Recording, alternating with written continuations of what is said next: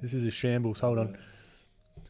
Yeah, all good. Yeah, the Proco streams were never like completely clean. So.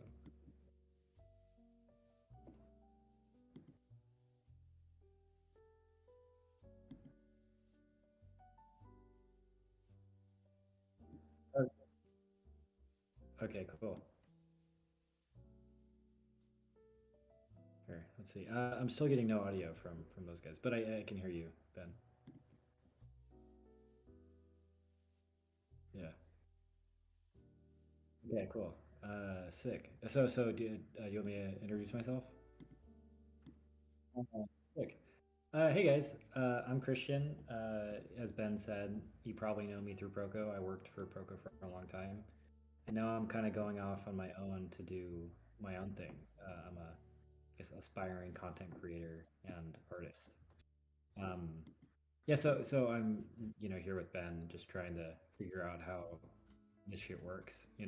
How to draw and how to make social media stuff actually function. Yeah,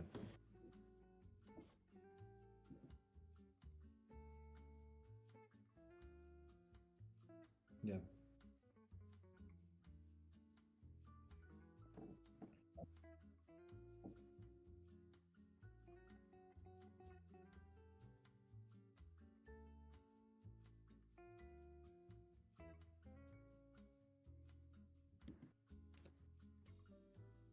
Oh, weird. That's really strange.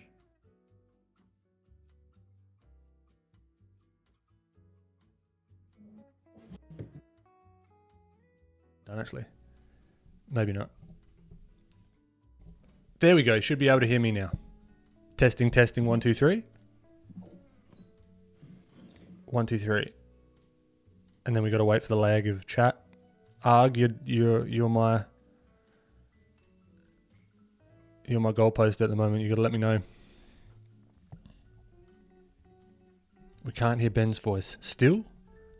I'm pretty sure this should fix it. Hopefully. Yeah. So Ben's trying to fix it right now. Yeah. Actually, Go for it, you man. guys. Yeah. So um, do you guys? Okay. They can hear me. Obviously not you. Do you guys hear Ben at all? Oh, they can. So yeah, sound and clear, Ben. Fantastic. Beautiful. Okay. Okay, so I was Sick. bloody blabbing on, and you couldn't hear me. Not a bad thing, probably. You never know. But yeah, what I was saying is, yeah, I'm trying to figure this stuff out as well, and we sort of chatted about all content and this and that, and I mean even the other day with the art side of things, I had a day where I was just like not happy with anything that I was putting out. I was looking back at my my Instagram, and I just was like, ugh, not pleased. Yeah. So yeah, so what I've mentioned, I can't remember what I said or not, but I literally named this art companion like a little homage to Joe Rogan's Fight Companion, where we're just talking about whatever, right? But at the same time, we're going to be drawing. So I've figured out a way using Magma Studio. Hold on, I'll adjust that. Thank you. I'll just adjust Christian. There we are. Yeah, no, that's just on mine. So we're going to be using Magma Studio for us both to be doing multiplayer drawing. How this is going to go, this is a big experiment. So we're going to have like a piece of reference in the middle, and we'll swap out the reference every now and then. But mainly it's just like having a good old chat. I'm going to keep the music pretty low, so you guys throw on whatever music you want, and it's just going to be a good old chin wag and a good bit of drawing. But yeah, maybe we should change scenes, and everything's going to break on me. But we'll see how we go. So this is what we've got at the moment, and I should add the audio that I didn't add. Okay, so can you guys see this? please let me know.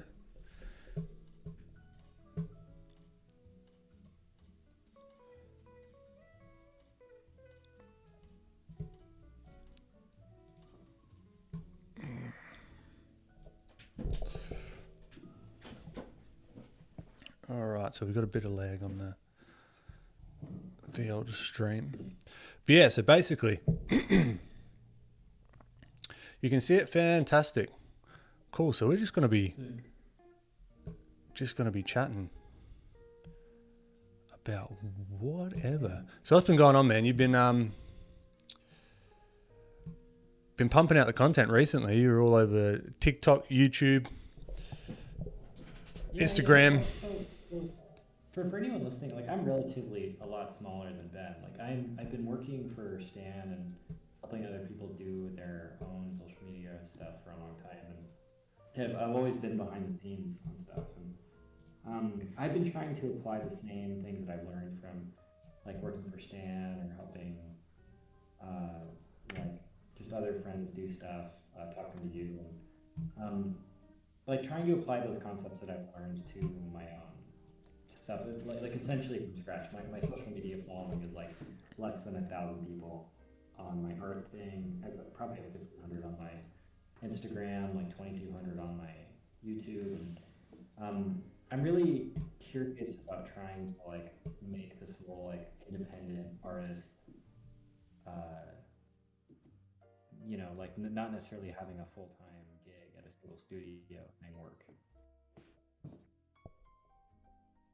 Yeah, so I guess that's what I'm pretty much up to right now. Just trying to like get out from under the man and trying to like have control over my own life, my own time. Yeah.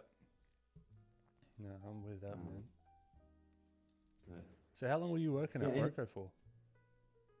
Maybe like 3 or 4 years or so. It was kind of on and off. I was pursuing other things while I was doing it for a long time. So I was, you know, driving around the country in 2021. I lived in England for about 6 or 7 months. Like just, you know, I was interning for as a concept artist at a game studio in New York City for a little while.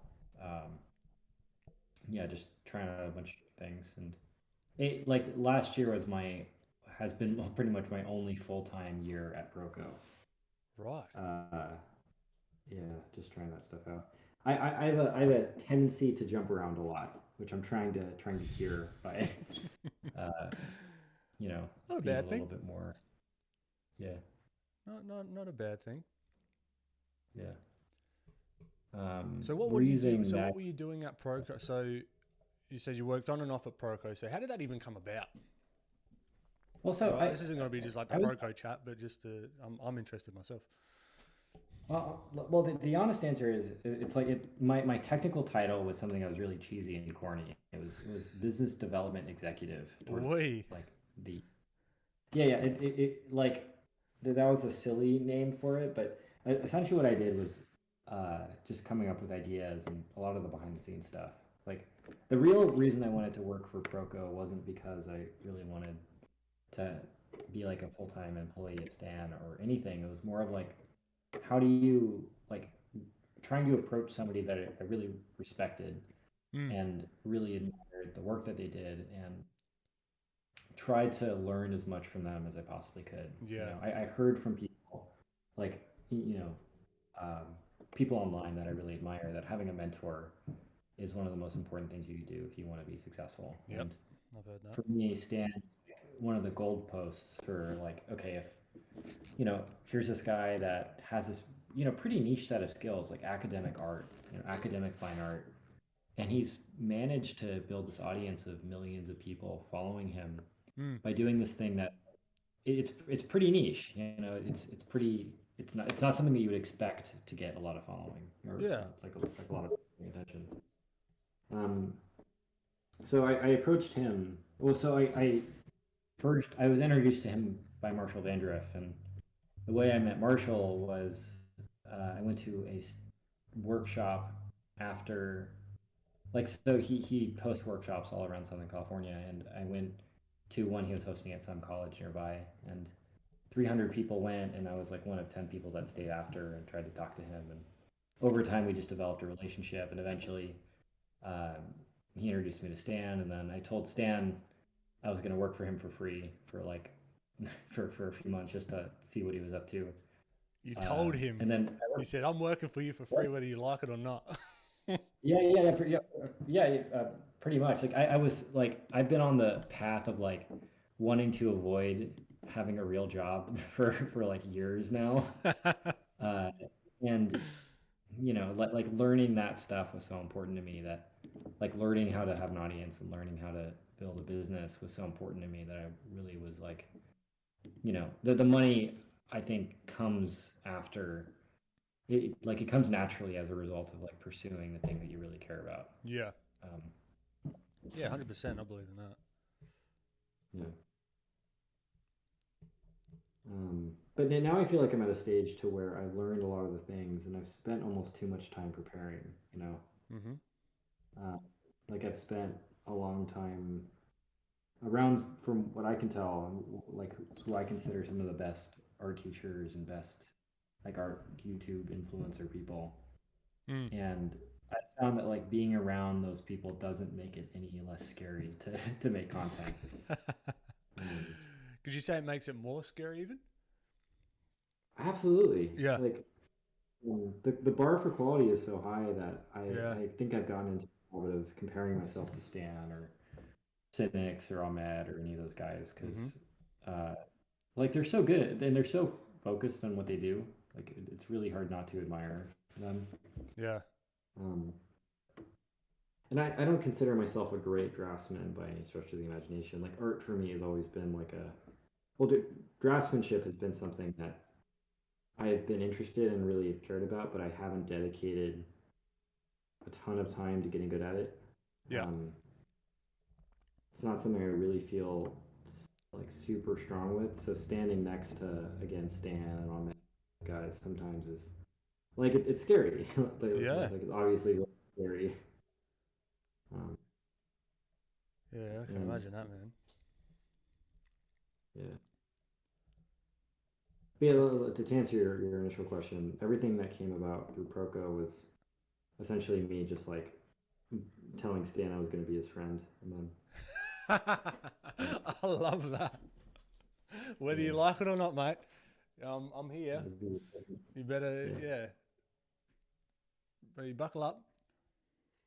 Yeah. Oh, that's great. So you said, so it was what, 4 years? Yeah, probably about that. Yeah. Yeah, I'm still doing stuff with Stan, just not on like a full-time basis. Yeah. So what would your day to day look like? So it was like that first year. What? So what did you do? So did you just start doing social media stuff for him, or sort of more like business development, money, reaching out to people, that kind of stuff? Because that's how we met. Is you sort of reached out to me, just via email, I think. Yeah, I mean, so my day to day was like a lot of just like I wouldn't say I did a lot of like busy work there. It was like my value was from like 5% of my time spent there, where it was like coming up with an idea of like, oh, we should do a video with this guy, or we should do this thing. And for anyone that does watch Proco, like I came up with the like Rembert Montalde video that did really well last year, and Scott Flanders, I convinced him into content creation, and Esben Lash, I convinced him to start doing stuff with Proco and all that. And then we some other projects that are in the works that I can't talk about because they're like with a big company. Like a lot of it was just trying to keep my ear to the ground of like what's like kind of relevant, what's the thing that people are actually caring about. Yeah. Because Stan, he spent a lot of time just by himself. Like he didn't know a bunch of the art YouTube people until I met him. Like he never met Cynics or Ahmed or anyone. So I was like surprisingly I was the guy that introduced him to them. Interesting. So you're the connector. Yeah. And then in the very beginning, it was a lot of just like random busy projects. Like, um, I built a Draftsman sign for the Draftsman podcast. Nice. What did Uh, you build that in? I guess I was more putting it together, but I got like a CNC machine wood cut of Oh, it. the site. I thought you said site. Site, like a No, web, no, the no. website, the sign. Get you. Yeah, Yeah, yeah, yeah. the Nah, word cool, man. behind it. Yeah. Um, So you're but yeah. connecting people. So you're connecting people with Stan. And how'd you get Yeah. those sort of like with cynics and um, Ahmed? Those are pretty big deal sort of content creators, I I don't guess. know. Did you just bump into them and you did the other thing? It was like, you're my friend now. That's it. Well, it just kind of came naturally just by being an artist, I think. Yeah, Like you cool. just meet people in the community and like you start doing things. And I met Ahmed at Lightbox Expo, like the first Lightbox, because I'm not good at drawing and talking, so I'm just gonna focus on talking for now. But No, dude, yeah, um, it's a bloody skill in itself. yeah, Yeah, go for it, man. um, but yeah. So I met Ahmed through Cynics at Lightbox, and uh, I think the way this stuff works is generally like when you do one thing, it leads to another. Like the hard part I think about being a creative person is the momentum of the first thing. Like not Mm, necessarily like having faith that if you go and make something cool that the people that you care about and look up to are they potentially might see it. I yeah, think that's a really tough thing to rationalize when you're in your room by yourself being creative. yeah, But being around Proco, like I kind of had a jump start to my like social media career where I kind of got to like test out ideas without with like the uh, like benefit of already having like an audience. Like it was somebody else's yeah, audience, but I got to like, oh, we should do this video idea, and then it would either do well or it wouldn't. But then I would have some amount of like, uh, I did this with this thing, so this person mm, like knows who I am. That kind of stuff. yeah, Um, but I would say it probably works the same way in like games or TV or movies. It's like getting your first project is pretty difficult, but then it's not difficult as in like it's not hard to pull off. It's more of like believing that you're like good enough or believing that you're capable of you know designing a character for a game or doing a comic book and telling a story. yeah, yeah, Um, definitely. Well, it would be but good to have that like that larger data set to actually get some feedback from, because that's one of the hardest things I've found, at least when I was starting out, is to like draw any conclusions if something is a success or not. yeah, Like it's like if you're only getting like 10 people see your post or the video or whatever, it's like, was it good? Was it not good? Like, or was it just the algorithm? So that's like a cool sort of insight that you got just from having that massive sort of data set. yeah, for sure. And I really appreciated the opportunity with Stan to just try out crazy ideas. Mm. Like, um, tons of stuff I did at Proco just didn't work. Like it was like for whatever reason, just like just not good timing or whatever else. And being able to fail without tying my ego to it was actually incredibly valuable. Mm.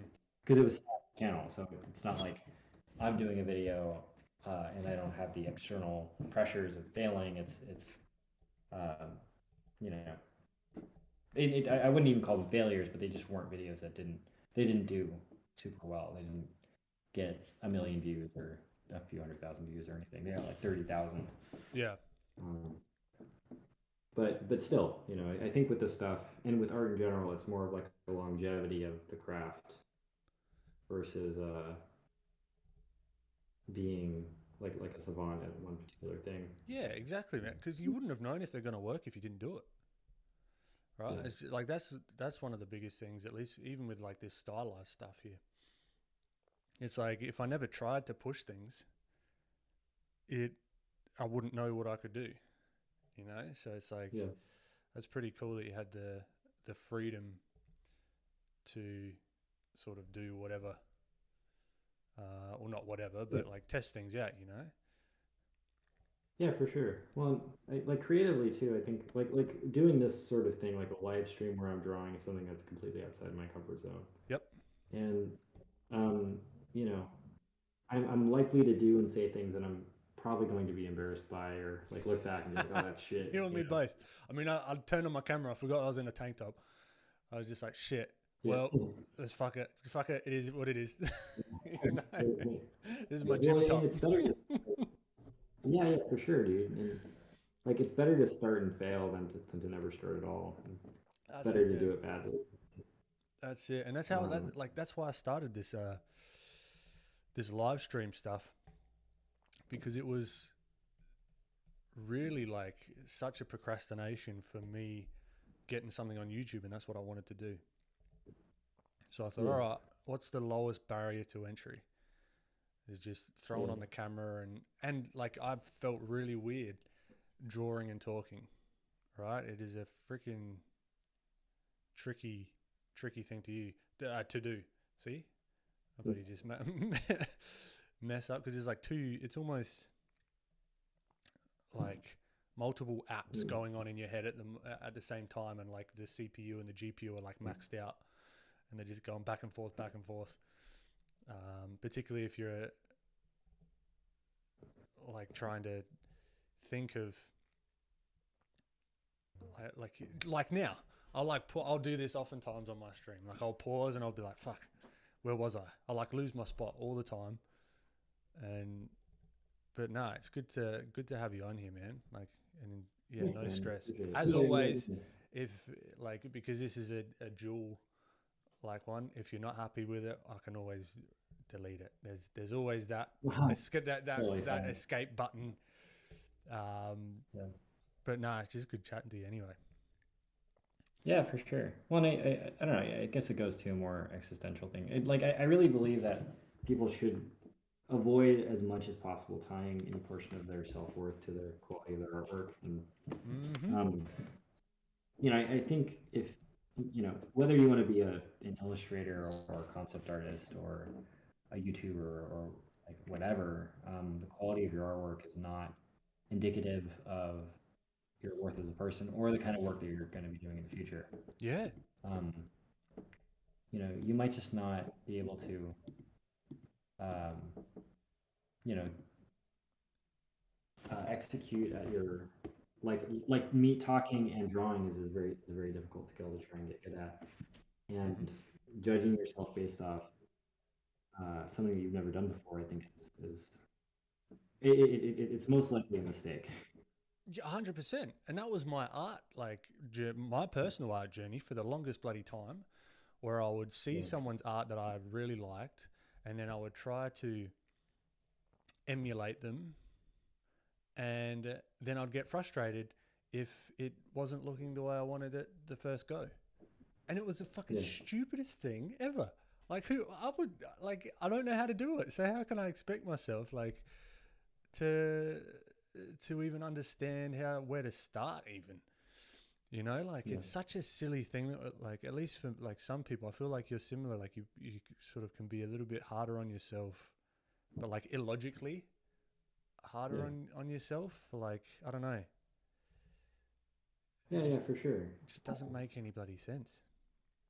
Yeah, I don't know. I think it's easier to treat yourself bad than Yeah, any other planet. Like, um, I don't know. You have the unfiltered version of what you're saying to yourself and what you believe yourself to be, and yeah, there's no one else that can tell you what to think other than yourself. And yep, sometimes that negative voice in your head gets control, and you start to spiral a little bit, and mm-hmm, um,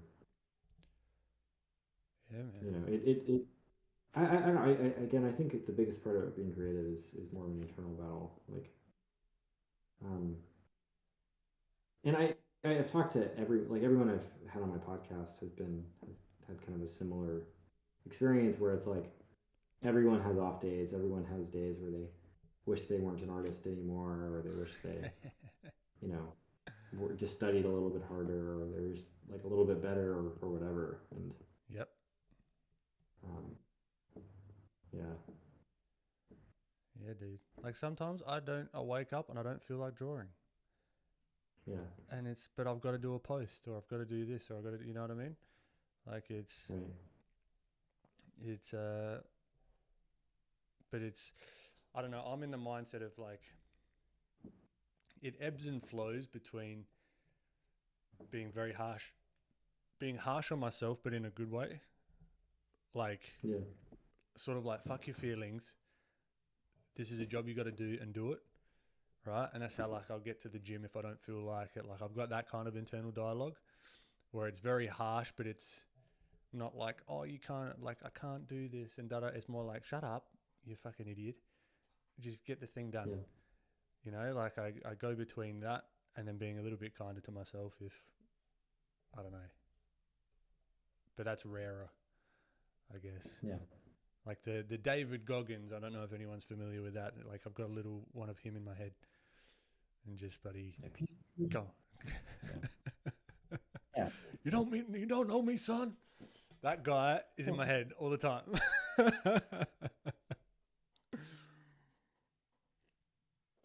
Um, yeah, and again, I think that there's a healthy balance there where Yeah, Having some measure of discipline and putting in the work is still incredibly important, but mm-hmm.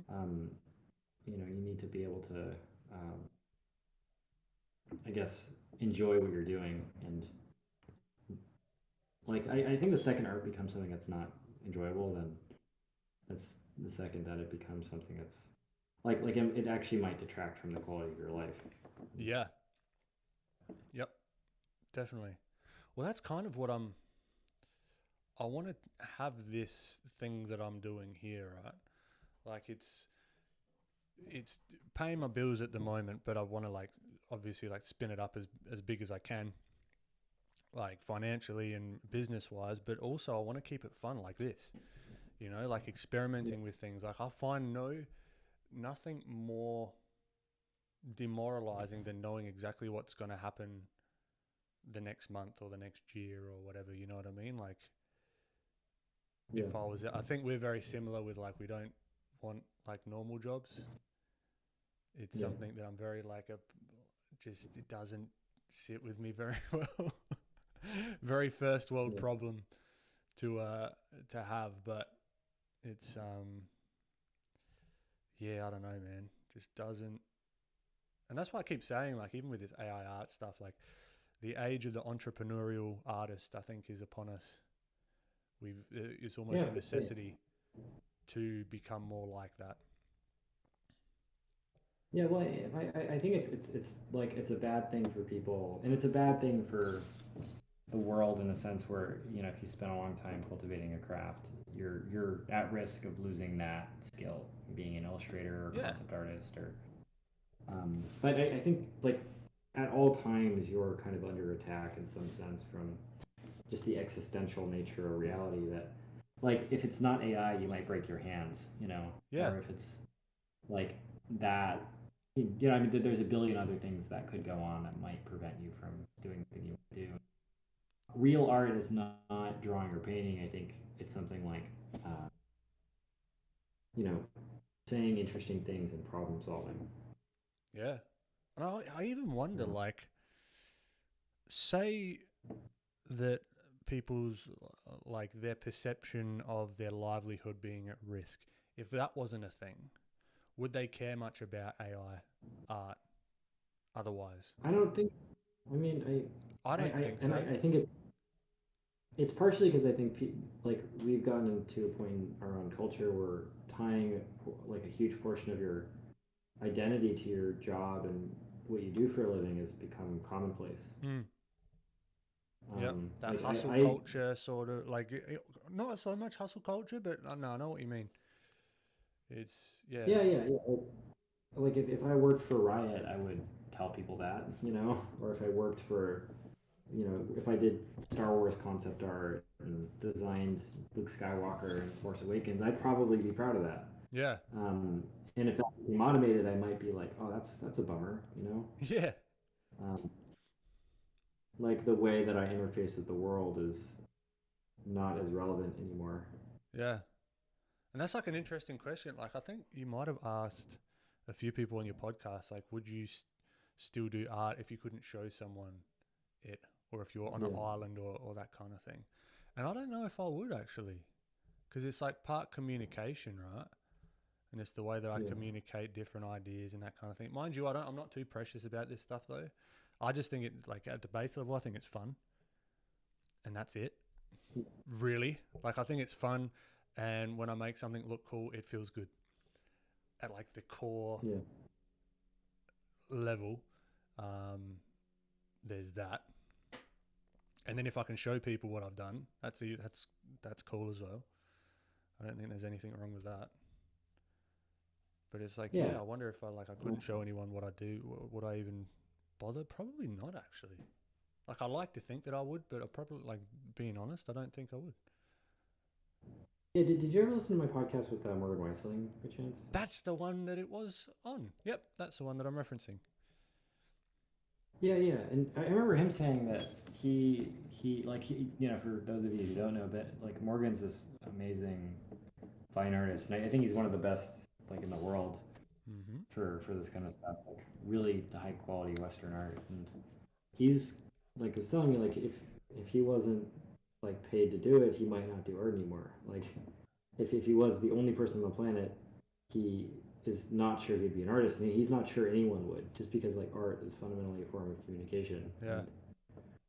And, it's hard to like get yourself to do something when I think having incentives to do it and having external motivation is totally a human thing to do, like totally human. Like a totally valid form of motivating yourself to get to do things. Like I would love to be rich and I'd love to be famous in some way, and having that as a motivation, I don't think it's necessarily evil. I don't think it's necessarily wrong. Yeah. I think the wrongness of it comes from like what you're willing to do to get there in terms of how you treat people or how you treat yourself. Yeah, definitely. Like, I think there's got to be more of a conversation around like finances and business in art. Like, it shouldn't be a bad thing to want to be very wealthy. Like, I don't know where that came from. It feels like it's like a taboo topic. I don't know why. Like, yeah. The weird thing to me is how expensive art school is relative to how much like money is a taboo thing to talk about. Like, money, like art school costs a lot of fucking money. Like like you can't skirt around the issue that there are kids going into debt for $100,000, $200,000 to get these degrees, and that's fucking crazy. Yeah. I'm thinking that like that's 100,000 US, and that's what fucking like 130, 140,000 Australian as well. It's like fucking stupid. Like, I wonder if they're shitting themselves with the AI stuff. Like, like some of these art schools, like the brick and mortar ones. I think so. I mean, like a bunch of these places are essentially craft schools. They're craftsmen. Like, I'm going to teach you how to use Blender to go work at Pixar. Yeah. And the second that stuff becomes obsolete is the second that those jobs become irrelevant. And that's why I think that framing of like learning Blender to go work at Pixar, I think if we like artists start reframing that, the craft and the skill, instead of trying to think of working for someone else, it's like, all right, I'm going to work for myself, build an audience or build an IP or build on something like that where I can sustain myself. I think then the AI argument is just like, well, it's whatever. It is what it is. I'm going to sort of figure out my own way of doing stuff. Because I keep coming back to this analogy of like Magnus Carlsen. He's like the most famous chess player ever. And there's AI that could like wipe the floor with him right now. But people still love watching him. Still love his story.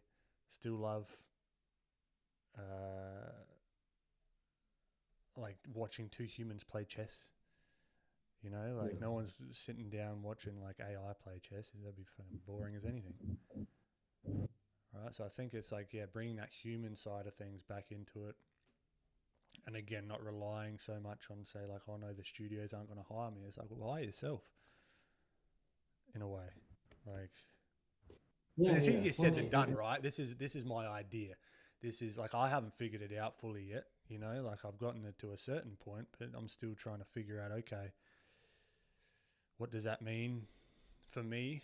Like, is that going full in on YouTube? Is it going like full in on building courses? Like a combination of both of those, I think. But it's like, it's interesting. And I think it's like it's never obvious and it's hard. I think the cost of going into like an entrepreneurial endeavor is the time spent thinking about it. You know, Yeah. like I think no matter what you do, there is risk, even if you're in a quote unquote stable job or if you're, you know, working for a studio, you're taking on risk no matter what. Like that studio might fail or that's exactly right as well. But you're just not directly like there is a separation between you and the actual failure, you know. Yeah. Whereas like when you're doing your own thing, everything is on your shoulders, like paying taxes on time and you know making sure freelancers are able to be paid and putting out projects every week and coming up with your own ideas. Like when you fail, it's like your fault. You know? Yeah, it's like no one else's. That's it. Um, and that's a tricky thing about getting started as well with it, hey? Because it's like, well, fuck. Yeah. And for me, like I'm starting from like a position that probably most people are in of like, no, I don't have any fucking following. Like, how do I get momentum going on this? You know, and it's scary. You know, it's kind of hard to deal with sometimes. Like it's, you know, like understandably so. Yeah, like I mean, for me, it's like an energy game as well. Like, there's only so many hours in a day. I might have all the ideas in the world, but it's like, okay, well, this editing's going to take like a full day, and then is it a good idea? Is it this and that? You know, it's even that aspect of it as well to take into account. It's like, you got to manage your energy, and also balance your health as well. Like eating, like at least for me, like eating right, going to the gym consistently, you know, like, and even socializing and catching up with friends, because that's a big part of sort of keeping sane as well. Because my tendency is to not do that and just work and just lock myself in my office. But I don't think that's a good idea for longevity. Yeah. Well, and going back to your thing about whether it's a good idea or not, the answer is it's probably a bad idea. Yeah. Like the odds that you are having a good idea that's going to be successful out of everyone else that is trying to have good ideas is pretty low, actually. You know. Yep. And I think like true creativity is something that's actually really rare because not because of the lack of good ideas, but mainly because of the difficulty of like dealing with failure. Yeah, I heard that a lot in that sort of like entrepreneurial spaces and like business spaces. It's like, it's not so much like, executing on like a good idea. It's how fast you can bounce back from your shit ones. Like, because I think it's a game about bats, to use like a baseball analogy. It's like how many just keep having at bats, keep going, because I mean it is a numbers game. Yeah. At least I think so. Because there's this whole balance of like, okay, if you're starting, you're like, all right, I want my stuff to be good. And I think there's this big anxiety because this is so fresh right now for me because I'm starting YouTube. Like technically this is on YouTube. It's a live stream or whatever, but I just talk shit and go live and draw, right? But my video that's coming out, it's like thought about a lot, and there's like a lot of effort that's put into it, and it's like I'm feeling all those like imposter syndromes, the feeling of like, oh, who's even going to give a shit? Is this even going to work? Is the algorithm going to like help me out in any way? Is, you know, like I'm feeling all the same things as when I had like no followers or like no traction, no posts. It's tricky. And I've just got to keep reminding myself like momentum is the key. Like I was actually listening to like Ali Abdaal. I think we've chatted about him before briefly. Yeah, I think so. But he had a recent video about it's okay to overthink things as long as you're putting stuff out. If it's preventing you from putting things out, then that's an issue. But it's like, cool, yeah, think about it all you want. As long as you're consistently putting things out and it's not hindering your output, that's fine. Because that's my tendency to like be very analytical with shit, which can stop any sort of production of anything. Yeah, for sure. Yeah, I think part of the scary part of being an artist is that, like, if you do something, that means you can't do something, or like because you spent time being an artist, that means you can't spend time being like an engineer. And yeah, it's an going on a opportunity cost, right? Yeah, for sure. And like, if you're spending time being an artist, you have to choose the kind of time, like the kind of art that you want to do, like portrait or, you know, hard mechanical surface stuff or just doodling for fun or whatever. And like, you have to choose something to be good at, which means you are going to probably be bad at something else. And that sacrifice sometimes can be kind of hard to deal with. Yeah. It's just like you've got infinite possibilities, kind of, really. Yeah. Like at least where we were born and like we're healthy. Touch wood. Yeah. Like we've got all the opportunity in the world to do kind of whatever we want and sink all the time that we want into something. It's like, all right, I'm choosing this thing. Hope it works. Because there's that whole fear of like regret as well. Is like, oh fuck. But I keep coming back to that. It's like, well, look, I'll regret not doing it. If I took the safe option, I would always regret not giving it a shot, you know. Yeah, for sure. And I think you regret stuff no matter what you do. Yeah. Especially when it comes to creative endeavors. Like, I even again. Sorry, go. You go for it. We've got a bit of a lag between us two, but yeah, go for it. Okay, yeah. So, yeah, I was gonna say I'm at a stage now to where like I feel like I understand a bunch of how the social media stuff works, but I don't feel really comfortable in my own art skills. So like there's a little bit of that self doubt of like, oh, should I go back to school or should I like, you know, really buckle down for a few months before making any content or any of that kind of stuff. And the troublesome thing is I think that no matter what I say, they're all correct answers. Yeah. I mean, that's an okay. So, what's your goal? Like, what do you want to get out of your art? Like, are you doing it? Like, what sort of stuff do you want to do? I don't know. I guess like I want some level of competency that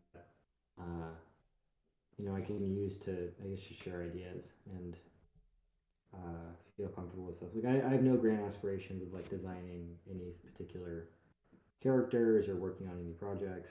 I care more about just treating art as something that I enjoy doing and something that I care about. I think I care about it too much to have it be something that I do professionally. Yeah, no, I feel that. Okay, so in that case, all right, so perfect world, playing it through, you've got went back to school and did whatever, and now you've got the skills that you're after, right? What are you doing with it? Day one, you can draw draw and paint exactly what you want. What medium? Digital, traditional, like what? The answer is probably exactly what I'm doing right now. Like literally just these types of conversations with people that I like, and trying to, I guess, talk about creativity and what it means to be an artist. Like, like maybe it's something that's like more digital and illustrative and fantasy based, but the meat of the content is actually the same. And what I think is like I'm in a place mentally to where I feel like I should be I feel like I should be in a different spot than where I'm at, and that causes some sort of like mental uh, you know uh, disillusionment, or just um, yeah, just like not feeling I'm exactly where I want to be. And that self-doubt actually I think causes more of the same, like it kind of feeds off itself a little bit. Well, you say you're not where you want to be. Like what so like, in what context is that, like with your art, with other stuff? Like what does that mean? Probably mostly my own art skills. Yep. Like I kind of stopped doing art for probably a couple years, just like going off and traveling and doing other stuff. And I don't regret that at all. It's just, again, it goes back to the sacrifice thing. Yeah. Because you did one thing, you can't do another. And like to me, just having the skills to be able to make something that I'm proud of, and something that inspires people to try and do the same thing, is probably the furthest I'd want to be able to go with it. Yep. The selling of my own images is something that I really don't really care for. Yep. Yeah, me neither, really. Much. Yeah, I couldn't. There's definitely not like up there in my sort of business strategy of like selling prints or anything like that. Yeah. But yeah, it's interesting, man, because I mean, you've got a unique opportunity, right? You've got this want to, or like this drive to get better at stuff. I guess it's similar to me, right? I want to get better all the time. Like I'm never done. But it's like you've got the ability, both technical with like video editing and experience of like being around, say, like people like Proco and that sort of company and that kind of thing, to know that it's like it's doable. All of this is like possible. So you're in like a nice little unique opportunity to start, which you're doing anyway. It's like you're sharing what you're learning, which is basically what I'm doing as well, right? So it's cool. You've got like the want to do both. So it's like, I wonder if like going back to art school would even be worth it at all.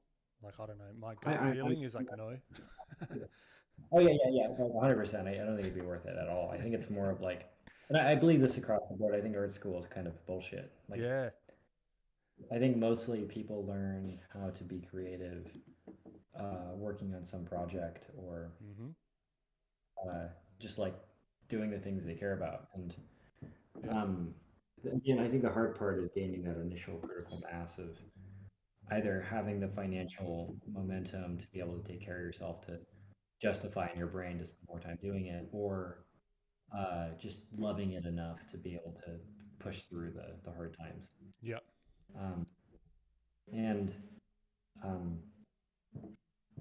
creatively, like the thing that I'm aspiring towards right now is like having that project. Like for me, I'm spending most of my time like making my podcast and doing other miscellaneous things, just like living my life. So like having a girlfriend and riding my bike and going climbing and stuff.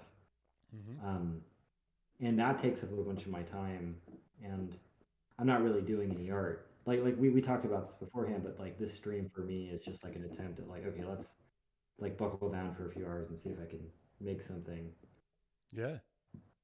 I'm like at least like, you know, getting towards like moving towards something, you know. Yep. Um, trying to get into like the momentum of creating art. Mm-hmm. Because that's huge, right? The momentum. Like I've heard it so many times. I'm like, yeah, whatever, momentum. But it is so huge. Like if I'm like, I feel this most like with the cadence that I'm posting things on social media. If I haven't posted, say in like 4 or 5 days, I'm like, shit, I've got that itch to like post. And then if I don't post, then it's like harder to, because it's like, oh, that post has got to be good because it's taken a time. But if I just did lots of little posts that didn't take as long throughout the whole time, that's just compounds in momentum, you know. Like even with the gym, like if I haven't, it's so much easier to not go to the gym if I've missed a few days in a row, right? But if I went yesterday, it's just that little bit easier because it's like, all right, well let's keep it going. Like momentum's bloody. I'm finding that more recently. Like momentum is just bloody huge with it all, and that's almost like how boxers have like a tune-up fight. Like this is just top of mind because I was listening to a podcast that they were talking about that. Like I almost want to have like at a micro level, like a tune-up, like social media post. It's not going to be the fucking the best thing in the world. It's not going to get a bunch of like likes or saves or whatever. Like I've got my own thoughts on what analytics actually matter, but it's just like cool. It's just like used for momentum more so than expecting it to do anything super spectacular. It's like it's just like a tool to get back in the game kind of thing. Yeah. Again, I think it's just having that positive feedback loop. Yeah. Ultimately, I think art is actually something that's pretty straightforward and pretty simple. Yep. And I think it's pretty dumb in a sense, where it's like understanding the rule of thirds and even like understanding perspective is something that, you know, like you can explain perspective in 5 minutes, you know. Yeah. And the trick is not objectively understanding anatomy or perspective. It's like finding a problem that's interesting enough to you to apply that thing that you're learning to that. So whether it's like drawing, really care about World War One, or drawing your own comic book to learn anatomy or something, Yeah. or creating like paintings to sell, and those like little things that you learn from anatomy and all that stuff.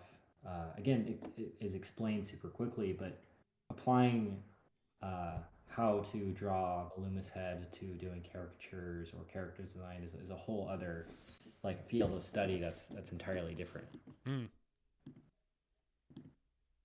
Yeah, it's like that's interesting because I had a moment where it's like, okay, my fundamentals are getting there, right? They're at a point where it's like the question wasn't the question on every drawing session was less and less like, oh, I hope this is going to look good, and it sort of morphed into like, what am I going to spend my time on making look good, or like what am I going to say, like what am I trying to say, what am I trying to do, what's going to look cool, versus like being in that mode of learning. Like I'm always in that mode of learning, but it's like, yeah, I'm like, I've got to a point where it's like, okay, I can kind of draw whatever I want, but what the fuck am I going to draw? I spent all this time like just studying, you know, and that's what sort of pushed me into this more stylized stuff like a year and a bit ago. That was that turning point because I was just doing studies for the longest time, like nothing but studies for my whole life, basically, nothing original. And it was, yeah, it's interesting because you're saying like, yeah, you can explain perspective in like 5 minutes. Yeah. It's, well, and I feel like for me, I kind of put down drawing for a little while, not because I didn't care about drawing, but because I cared about like different ways of saying things. And I found that when I went to the Watts Atelier and I studied some academic art there for a couple of years, and obviously being around Stan, I'm around a lot of academic art. There's an aspect of it that's like kind of dogmatic, you know, and I'm not saying I dislike the Watts Atelier or any of those art schools or anything, but you're someone else's idea of what good and bad art is, you know, which I think inevitably the more that you dive into that, the more you're gonna start pushing up against it and disliking it, you know. And I found that like starting my own YouTube channel and having my own podcast and having the kind of conversations that we're having right now with a bunch of different people was a lot more inspiring to me than doing figure studies. Yeah. So maybe me doing those types of drawings weren't actually the thing I really cared about. It was like, you know, just honest conversation and like speaking. Yeah. Well, that's your art, my friend. Yeah. Like as I've said, I've mentioned multiple times on the stream. Like everyone, go check out his YouTube channel. I got it in the description. The Sketchy Van. Oh, excuse me. The Sketchy Van podcast. Phenomenal. There's so much gold in those conversations. Like it's unbelievable that it's like not bigger. Like it's nuts. Yeah. Like I binge it. Like I've got like a pretty high bar personally of what I'll sort of spend my time listening to. I'll happily spend a couple of hours listening to the Sketchy Van podcast, depending on the artist and like who I'm interested in. But you just get to hear them as like people, which is fascinating because all you see is their art all the time. But then you like see, it's like particularly the one that stood out was Michael Hampton. Like that was phenomenal. Yeah, I too. Yeah, I've been following him for years, and I'm a giant fucking fan of that guy. And I really enjoyed the conversation I had with him. And again, I guess going back to that, like, I have a long ways to go with my own personal art skills. Like I don't think I'm. Can you hear me? Yeah. Hello? Yeah.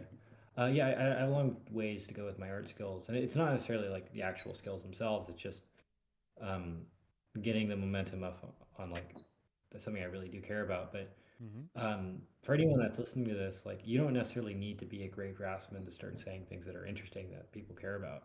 Like like I want to become a better artist because I want to earn money. You know, it's easier to make money teaching than it is talking about like what motivates a famous artist to draw, you know. But like the problem is not necessarily learning the skill of art. It's like finding something that I care enough to dedicate, you know, dozens and dozens of hours to actually convince myself to spend time doing it. Yeah. Like I always say, like most things are figure outable.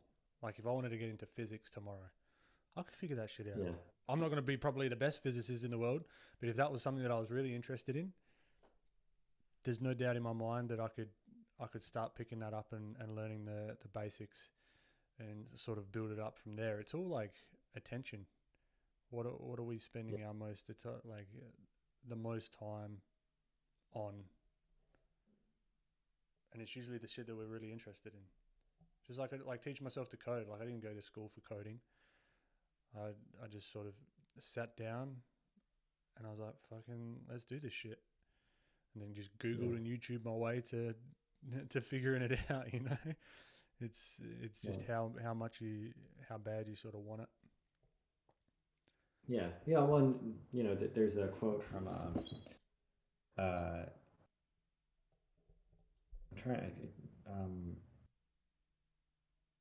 Man's Search for Meaning. I've heard of that. I've not read that one. Yeah, I highly recommend it. He quotes Carl Jung in this particular case, and he's talking about like if you can find your why to doing art or your why to living, the how becomes extremely simple and straightforward. You know, and doing something like eating candy and playing video games and doing all that stuff is fun, but it's strange how that could be existentially just damning when theoretically, just based off the amount of dopamine you get from it, it should be the best. You know? there are people that enjoy running and suffering and doing push-ups as much as or more than somebody would enjoy, eating candy and playing video games. Mm-hmm. Um, Yeah, I don't know if I've said this a few times. This is the thing. I don't know if you've had this issue, like you can't remember what you've actually said on like podcasts or whatever, and like I'm afraid of like repeating myself all the time because I just say a bunch of shit and then I can't remember what I've said.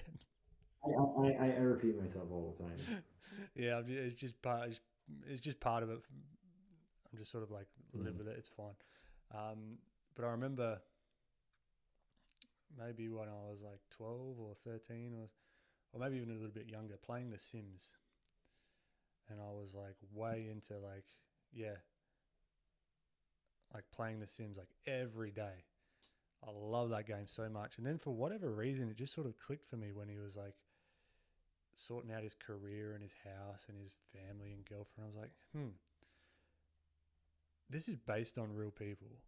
What if I actually spent the same amount of time on my life as I did on this sim? Maybe I can get those things as well. And then I didn't pick up The Sims after that. It was just this realization. I was like, fuck, that's a lot of time just wasted. Now I'm not saying that like don't have downtime or whatever. Like that's important as well. But that was just a realization I came to when I was younger. I was like, And then the sort of, the idea of, just learning more. And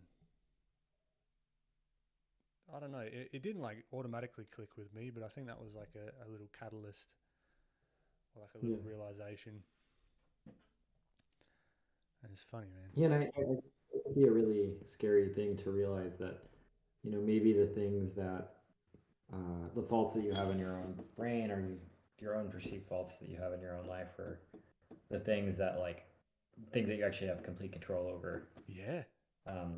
Like whether it's eating too much candy, not studying enough, not going exercise, not eating well enough, and having that as like a realization can be it can be like, oh man, I actually have to get to work, and it's like no one's responsibility but my own. And again, I know this, like, again, I repeat this all the time, but like I have been around some of the best artists and teachers that I consider to be on the planet, and being around them was not enough motivation for me to be super motivated to start all the time, Yeah. Like the inspiration was almost like bullshit. Like, the way you get good is like something like discipline. That's why I love like habits and building them up.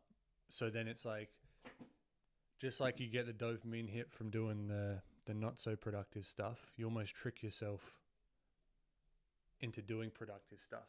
So then you don't have to think about it. It's not like a struggle every day. It's just like just automation. I love diving deep into that sort of stuff. Like it's fucking, because you're just like rewiring your brain, right? I say this, like you don't get hooked on cigarettes by smoking a pack a day.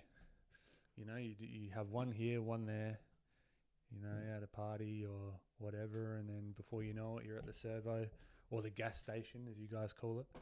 But I've never been hooked on cigarettes personally, but just that analogy, and it's like, well, if you could swap cigarettes out for something positive, starting small, keeping that momentum up, I think that's sort of the goal. And going back to like these live streams, right? That was the lowest barrier to entry I could think of to start getting on YouTube. Right. I'm not trying to. And for me, like I generally struggle with social anxiety, and and I do get sort of down on myself a bunch of the time. And for me, doing my podcast and putting myself on camera was a good, like, especially with like these famous artists, I didn't have to really put too much of myself out there. It wasn't as risky as just doing it on my own, because I have like Jeff or Michael Hampton or Cynics or any of these people to like bounce ideas off of, to have some sort of validation from it. Yeah. Um, And the focus isn't 100% on you either, right? Yeah. As well. Like that's why I like the live streams, because the focus is almost mainly on what I'm doing, drawing. Yeah. And I can kind of go on autopilot, so it's not always on me, and that sort of got me into it. It was like a little bit easier than me just being straight on camera and chatting to it. But I've gotten used to that now. I'm a lot more comfortable on camera. Have you sort of gotten used to it yourself? I'm a lot better at it than I was. That's good. Yeah, That's yeah. interesting. Yeah, like it's a skill. It's not like someone's necessarily born with it. You can be like have a tendency to be good on camera, but it's like I always have to turn my set. Like if I'm like with this YouTube video, it's just me. Yeah. You've almost got to turn it up. Like I tend to look very bored if I just talk to the camera normally, as if I'm talking to you. So you've almost got to turn up the energy a tad as well. Not to like an extreme, but it's just that little bit. Yeah. It's a funny one. The camera just like adds a level of malaise that I wasn't expecting. Yeah. And it adds 10 pounds and it makes you feel really subconscious. And not in the good areas either. At 10 pounds of muscle, go for it. But yeah, no, you get like my face is puffy one day. I'm just like, Jesus Christ, I didn't even realize that I have a puffy face every now and then. But it was actually interesting when I like with this, like with us talking about the in front of the camera. I've only known Proco to be like on a YouTube video. Yeah. I've only ever watched him and listened to him on podcasts and on YouTube videos. And then when we were on the chat and he's just talking normally, it wasn't weird, but it was very different. Like it was it was fascinating. It was like, oh shit, this is like normal. This is not normal Proco, but this is like off camera Proco. You know, it's funny, man. Yeah, for sure, dude. And again, I think in general people get caught up with their own like idea for what they should be on camera or not be on camera. And like for me, it's like a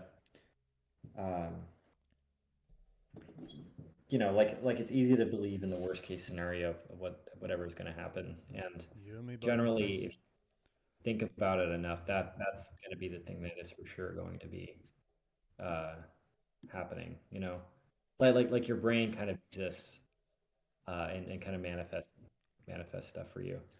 Like in context of like being on camera. Yeah, like the more you think about something happening, the more likely it's going to happen. Yeah. Except for being a bloody millionaire. I tell you what, I've been thinking about that for many, many years, and it has yet to happen. So I'm still waiting for that. I don't, but I think there is a fair amount of like, if you never think of it as something that you can do, obviously if you don't start there, it's different. But yeah. But it's like if you like, there are stories of people that have started with nothing that have managed to like build great fortunes. Oh shit, yeah. You know, like build great lives for themselves, and like I don't know if everyone is able to do it, but I think the first step to having the chance to is like believing that you can in the first place. Yeah. Definitely. Like I've even started to reframe. I don't know if this is getting too into like woo-woo land, but it's like how I talk about myself. Like out. So it's like, oh, I'm not good at environments yet. You know what I mean? Like, oh, I haven't really done much environment painting or that sort of thing. And if it's something that I want to get good at, always frame it in the way that, yeah, okay, this will happen. I put enough time and energy into it instead of like, no, I'm no good at environments. It's sort of just self-fulfilling prophecy, I reckon. You can like almost accidentally. It's like, yeah, like I'm not wealthy yet, you know, like that kind of thing. Is like, oh, I'm not big on YouTube yet, but I'm taking steps to sort of go in that right direction versus like, oh, I've only got whatever number of subscribers, or I've only got whatever number of followers, or this number in the bank. It's like, no, that's where we're at the moment. But it's sort of keeping that, but it's not like stupid positivity talk. It's just changing that framing of how you sort of talk to yourself. I don't know. It just feels better. Just being more conscious of how you talk about stuff to other people and even to yourself, I guess. Yeah, well, I think if you pay attention enough to your own thoughts, you'll generally be able to identify like what's the thing that's holding you back. And, if you spend most of your time in your head and you know this about yourself, saying like, "Oh, I can't do this," like you're gonna have a hard time getting yourself to actually suffer and put in the work. Because, like, if you can't believe in yourself, like, how can you expect other people to? Yep. And I'm not saying like be fully committed to all your own ideas all the time, but more of like a, believing that you actually have a chance at being a successful creative person is, I think that's half the battle to being successful. Agreed, man.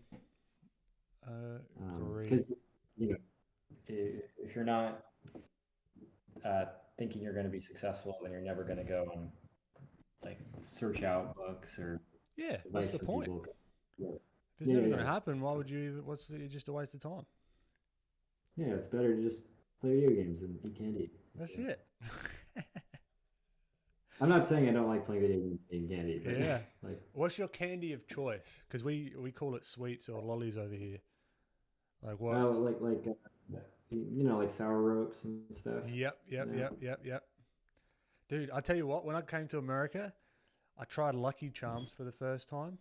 Holy fuck, they're like my kryptonite. That's not that kind of you can barely even call that cereal though. That's like it's a sugar. It's like box sugar. It's fucking great though. I tell you what. Those little marshmallows. I'll just have a bag of those marshmallows. That'll do me right. That'll be good. But yeah.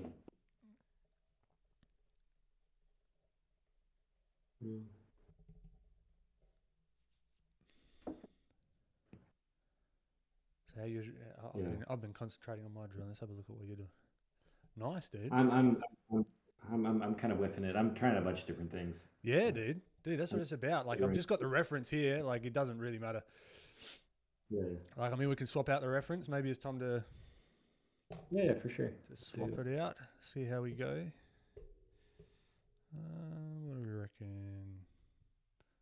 Maybe we try a lady.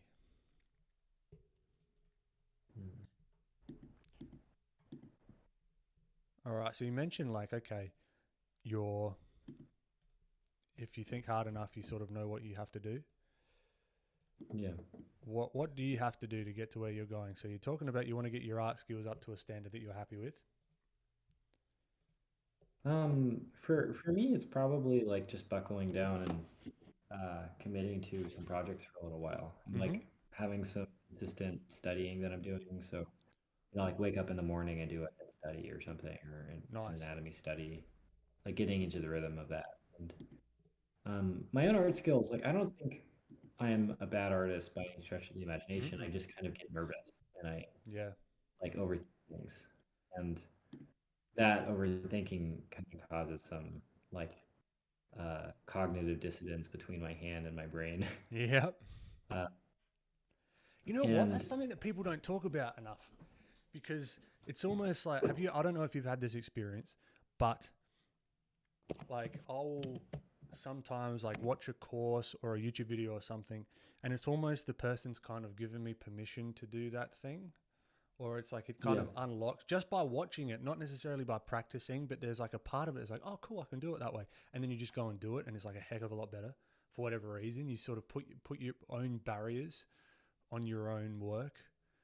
Like a good example is like using references, right? Once I I saw a bunch of like my art idols. I think it was even, are you familiar with Jason Seiler? The caricature artist? Like he's phenomenal. I took one of his courses on schoolism, and then I saw how much like he used reference, and it's like, oh, cool, I can do that now. So yeah, you can do that now. yeah, it's like awesome. It's like a weird permission thing. Is for some reason I put myself in this weird creative box, which is just fucking. Well, for me, like that's what it's been like working for Stan or, doing any of this stuff. Like knowing that, like sometimes Michael Hampton gets anxious, Yeah. or Stan gets anxious. It's like, oh shit, okay, it's not necessarily 100% pleasant and great all the time. There are moments of like, okay, this isn't gonna work. This is working. Oh man, I'm gonna fail and all this stuff. And yeah, dude. Like that feeling is like it definitely enables a lot more of the creative juices to be flowing, knowing that you're not alone. Mm-hmm. Definitely, and that's why I say like your podcast is just full of gold with that sort of stuff, man. Like it just gives a different perspective on what some of the best artists in the world are actually feeling, and it's like not what you'd expect either.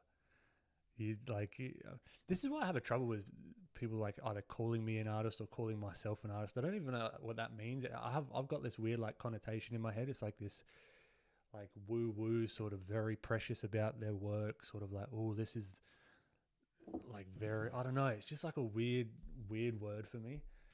But a lot of the people that you've talked to, it's just like they're just like, yeah, it's something to do, and it's cool. Yeah. And I've got other interests as well. I'm like, oh shit, me too. Yeah.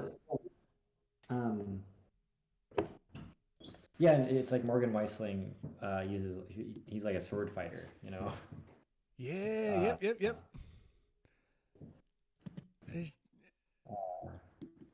Yeah, I don't know. Again, I think it's like being okay with everything that you're doing, and like again, like giving yourself permission to be bad at something. And, I think there are some hangups I have with art to where I either put too much pressure on it or I'm just not. I'm putting too much pressure on it to the point where I don't give myself permission to do certain things. Mm-hmm. Yep, I reckon that weird permission thing is definitely a thing for me. Like if my line work isn't looking good or this or that, I'll just like yesterday I was recording these characters for the YouTube channel and for like the YouTube video, and like my line work was just not where I wanted it to be.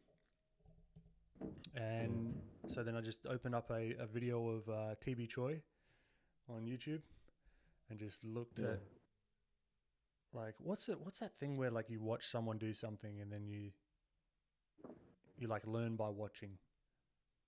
I can't remember what that's called.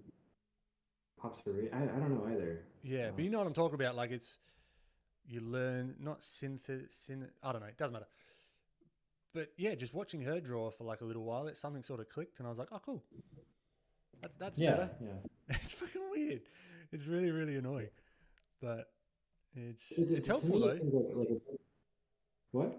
It's helpful though, knowing that I can sort of do that and just go back to it and just sort of get unstuck. And that's why I say like use reference a lot. Like there shouldn't ever be a reason why reference is like this taboo thing. Yeah. I remember it was there for a little while, like, and it was in my own mind as well, where I was like, oh, I should really know how to draw this from my imagination. I was like, well, how? You never fucking drawn it before, so you don't even have any reference point in your imagination. Right. Yeah, and I think it's the ego and stuff, and I think as people, we want to like fit in and be popular and stuff, and seeing the cool people do the things that we think aren't allowed, I think like that lets us give ourselves permission to actually start doing the things that we want to be doing. Yeah. And that was actually probably one of the like better things that Stan taught me was like, you know, there's no difference between me and him in terms of the quality of our own ideas, and the only difference that falls on me is like time and luck, maybe, you know. Interesting. And given enough resources, you know, it's just a matter of time. Yeah, it's all sort of an even playing field when it comes to that sort of stuff. Hey, it's just like the ideas. Because I think I was personally lacking in ideas there. I think I still am. Like more like imaginative sort of stuff, and even story. Like I'm trying to learn a little bit more about story, and what that means, because I never even thought about it. It's like, okay, I'll get to that once my skills are at a certain point. It was just like, if I can't draw to a certain standard, like what's the point of worrying about story, because I can't even tell the story in the way that I want to tell it. But I think that's kind of a flawed way of thinking. Yeah, I think so too. I think like it's one thing to know this stuff and one thing to actually live by it. And I think talking about it is like practice at trying to, you know, not fall into this stuff. Because we could talk about like properly motivating ourselves and trying to exercise all we want, but then there's going to be a day where we're like, dude, that Ben and Jerry's looks fucking tasty, dude. Yeah, motivation is bullshit, man. Like I don't know if that's something that I've learned over the years, is just motivation's it's just another emotion that comes and goes. Yeah. That's it. You use it. It's like a nice to have. If I'm motivated while I'm working, awesome. But if not, it doesn't. Yeah, it doesn't do anything. Doesn't matter either way, man. Yeah. Cannot rely on it.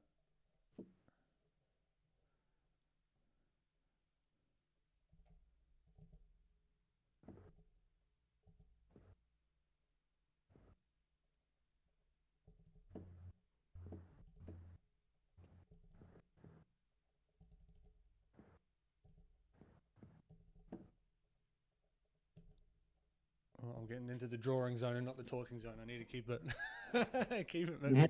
It's fucking tricky, man. Sort of doing because my laptop real quick, actually. Yeah, dude, no worries. How are we doing, chat? Let's have a look. Well, hello everyone. I've neglected you all. My deepest apologies. Thunguns is in here. Micah, Frenchie, welcome. Roger, Chris.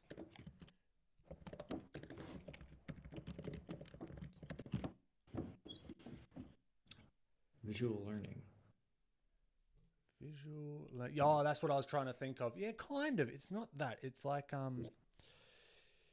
it's like if you're working under a master, and that's why I think like being a jack of all trades versus like a master, like I say this again, I'm repeating myself again and again, but it's like I'm all for being a jack of all trades and like a master of some, because that's the real saying. Yeah. It's like a jack of all trades is a master of one, but oftentimes... No, hold on. A jack of all trades is a master of none, but oftentimes better than a master of one.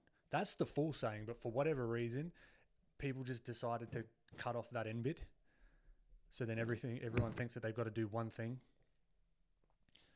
because of that saying, or at least I did, which is just false. So...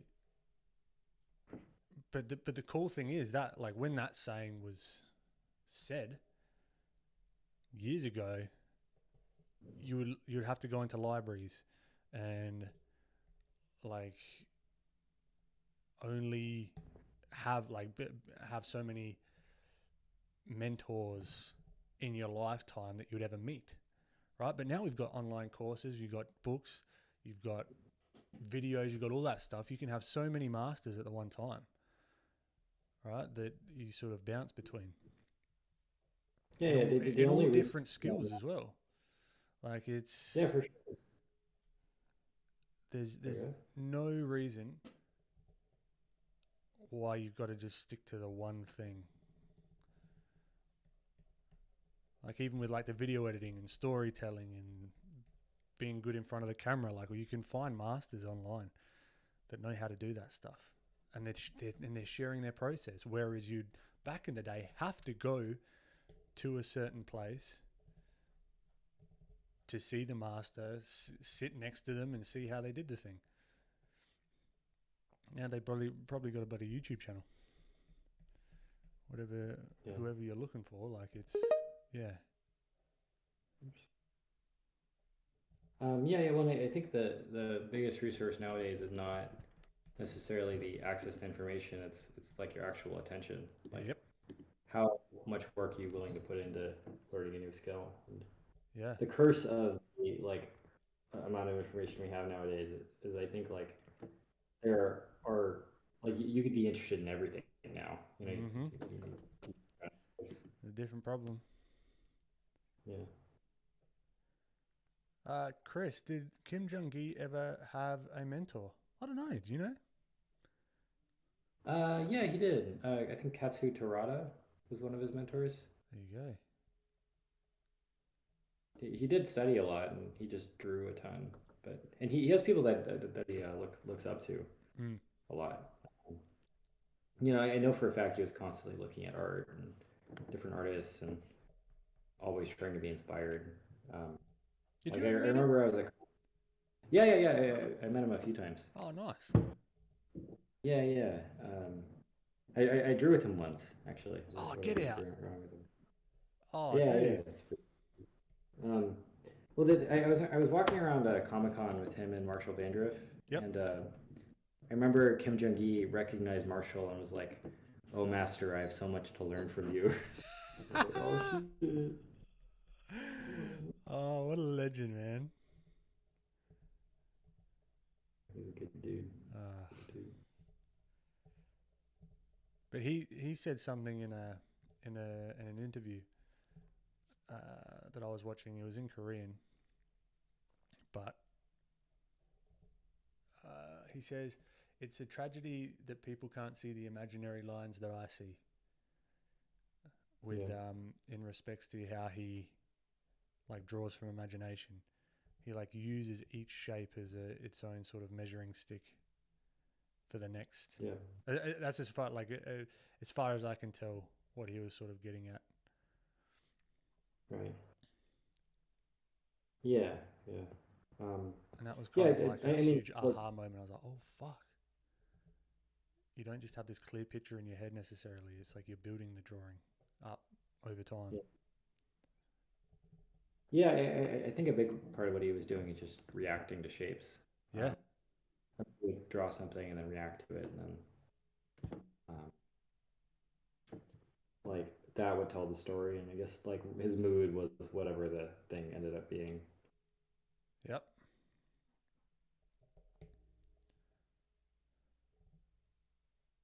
And he was just a dude as well. Like everyone, like he's a fantastic. From what I can tell, he's just like somewhat just like a normal dude.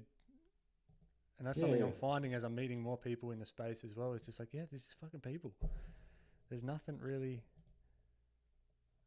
like, they're just like you and I. They've all got their fucking problems, just like we do. You know? Yeah.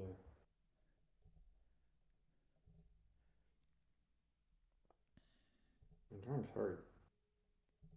Hey? Drawing is hard. Drawing is tricky. It's a bloody mental game half the time. Sticking with it.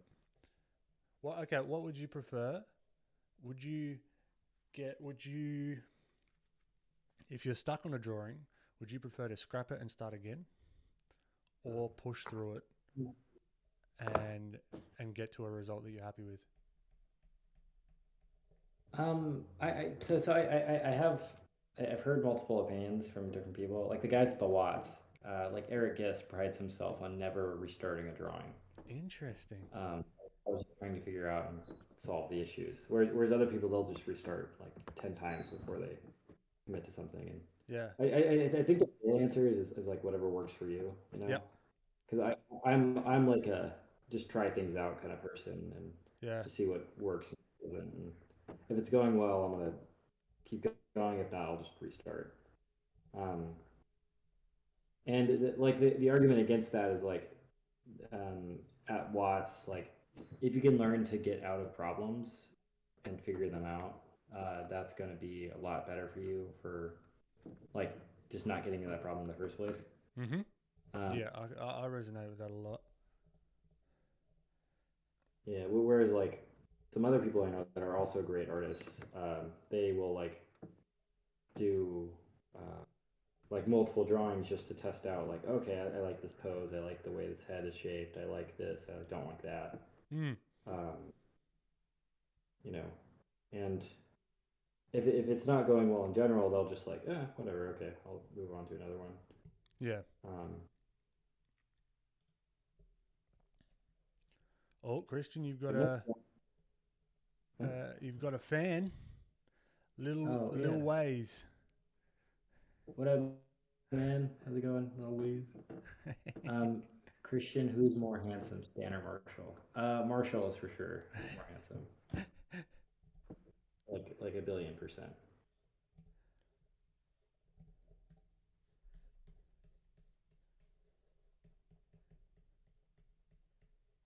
That must have been fun. Just like hanging out with those guys when they're doing the podcast and just chatting. Yeah. I actually voted against the name Draftsman podcast. Oh, do you have an idea? Did you have any other ideas for it? I just didn't like Draftsman. Like there were some other things and just like I can't even remember what I was trying to choose instead, but yeah. I remember not being too into Draftsman, and then obviously that's what it became.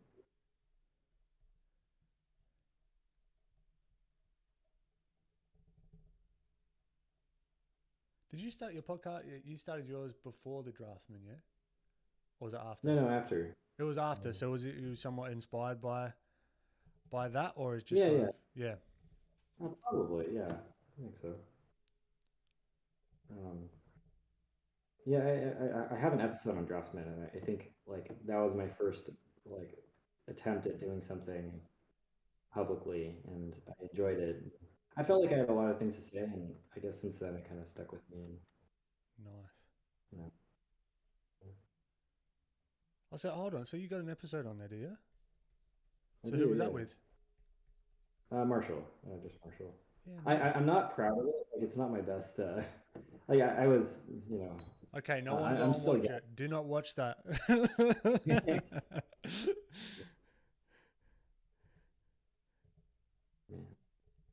My opinion, now people are gonna watch that shit.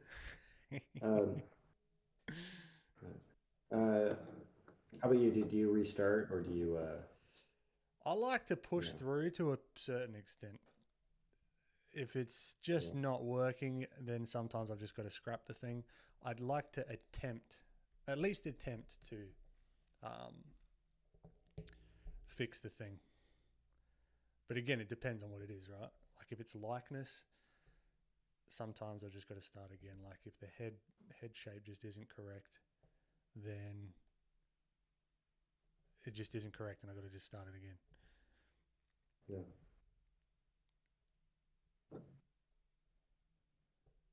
Yeah, I've never drawn expressions ever, so like the yeah, right. Expressions is something I've started to get more into because I think I've got a comfort zone of like 3/4 either mouth slightly open or mouth closed with a slight smile and like the eyelids slightly up tilted because it gives it kind of a little bit of an expression. But yeah, I've been pushing myself, and this is why I got this like expression pack, like the reference to do exactly this. Just work on expressions. A huge part of it is in the eyebrows. Yeah. At least I'm finding like the eyebrows and that whole brow area Yeah. And particularly like even the underneath the eyelid is a nice little subtle but sort of like it can add a lot to the to help make the eyes not look so dead, because I oftentimes have the issue of having the eyes just look just fucking lifeless. Yeah.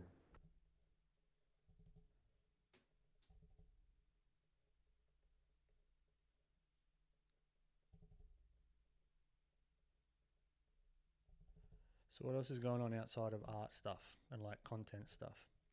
So you're living in your van, you're sort of driving around the place.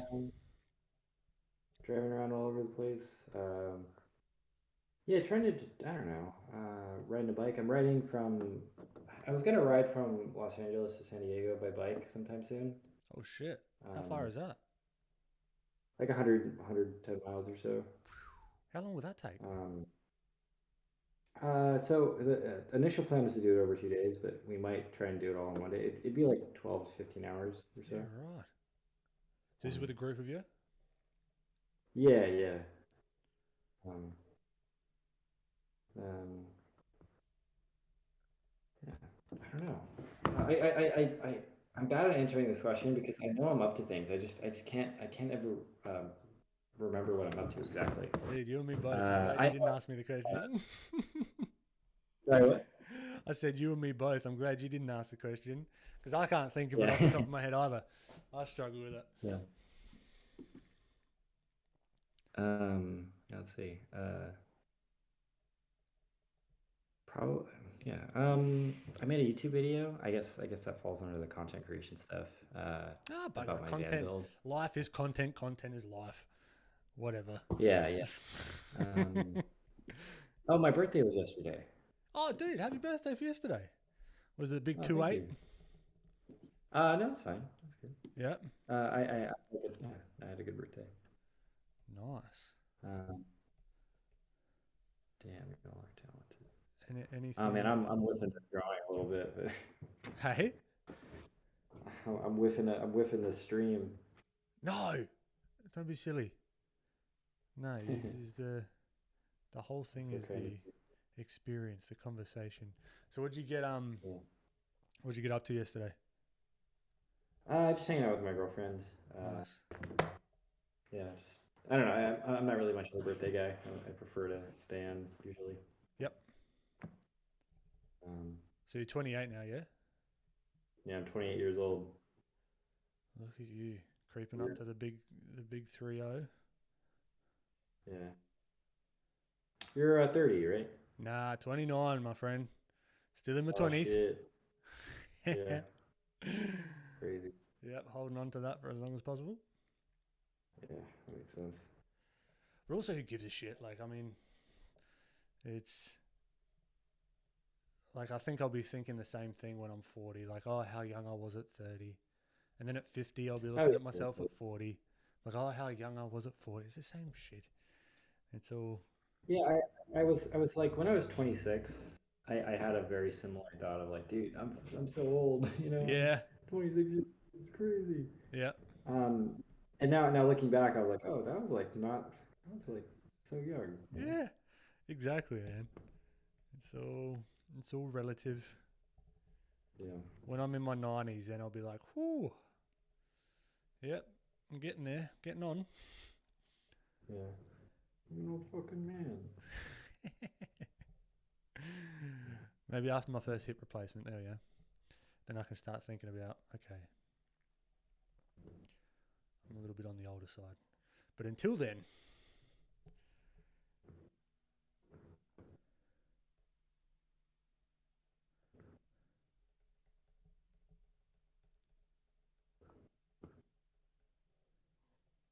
so you play any games at all, or?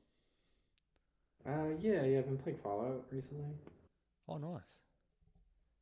Never played that one. Really? No. I guess I'm not. I mean, my thing is every time the new Grand Theft Auto comes out, that's when I buy a console. So I haven't. Yeah. I haven't bought one controller. Yeah, I have it. I'll buy the PlayStation 5 when Grand Theft Auto 6 comes out. Give me 2 seconds. Yeah, dude.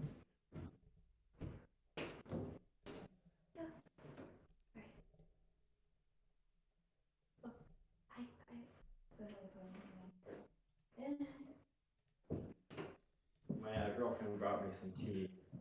Oh, how lovely. Kind of. How lovely. So kind of her. Yeah, dude. I feel like I like so.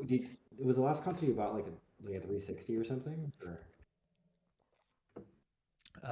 PlayStation 4. Okay. Yeah. So I remember lining up for Grand Theft Auto outside of EB Games, which I think is. Do you guys have EB Games? I don't think so. I think it's our GameStop. Same shit. Yeah. Right. So I remember, fuck, I was 20 then. I was 19, 20. Yeah, so like 9, 10 years ago. Crazy. I remember being so excited. It was, and then yeah, after that, I haven't really played. Like apart from Fortnite, I'll hop onto Fortnite every now and then with my mate. That he's doing his gaming YouTube channel. That's a whole other beast, right? Yeah, trying to figure out. I think like education is just a clear path for me in my head, content creation wise. I couldn't imagine just coming up with ideas that wasn't giving some sort of. If it's just like pure entertainment, I would just be like, "Fuck, what do I do?" I understand about it too, and like I really believe that education is a lot easier to get people to sub to, mainly because like you're competing against tons and tons of people for just content, for attention, and then two, like somebody will subscribe to your educational thing because they just want to keep updated and keep learning the thing. But with gaming content, it's not like you. It's an easy sell to subscribe, you know. Yeah, you've got to make them laugh. You've got to make them. You've got to sort of jack up the personality. Yeah. Well, and it's like I think there's somewhat of like an aspirational thing with art channels, like art education stuff or education stuff in general. It's like, oh, if I subscribe to this, I'm going to draw more, you know. Yeah, definitely. I think there's a clear transfer of value. Yeah. As well, it's like, cool. Here's what I give to you, and in return, there's like time that you've given me by watching the thing or looking at the post or whatever. Whereas it would be hard to remove myself from my success or lack thereof if it was just purely entertainment. You know what I mean? I wouldn't mind dabbling in that because I want to have fun with this. I don't want to be like very dry with any of this stuff. Like I think I want to work on my camera presence and all that sort of thing and sort of have fun with it. But it's an interesting one because just talking to my mate about I am Fabian Daniel on YouTube, quick shout out, about different strategies for that kind of thing. And it's like, yeah, it's tricky, man. I've got a lot of ideas, but it's like I've never done any of them myself. So it's like you've just got a lot of experimentation. Yeah. I'm subscribing to him right now. Oh, legend. Yeah. Yeah, it's super tough, and I think like trying to do something that's interesting and something that people care about is like it's like again, especially with art content or game content, I think the hardest part is like doing it in spite of having no audience and having people still pay attention. I think that's with anything, right? You're doing it without anyone watching, because I did that for ages. I mean, I did a Twitch stream, and my first stream was maybe like 2 years ago, just trying it out, and literally had no one pop in for like a 3-hour stream, and I was just practicing talking to myself. And I did have a couple of people pop in, but it was just like one or two, but it was exhilarating because I was like, oh fuck, there's like someone could just stumble past, you know.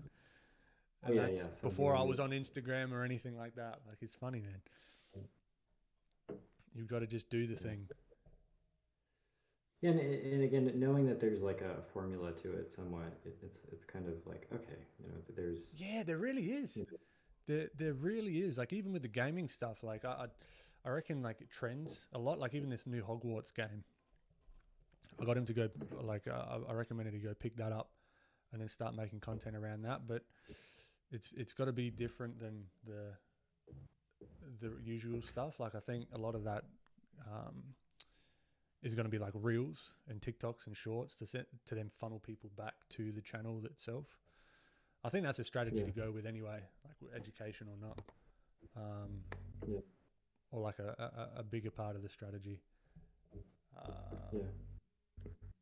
Lil Ways, this is actually Magma Studio, so this isn't Photoshop, and it's literally just the ink brush, I think, or the soft ink brush. There's only 4 brushes available because I'm on the free version, so it's literally the equivalent to Photoshop's soft round or hard round or somewhere in between there. Yeah.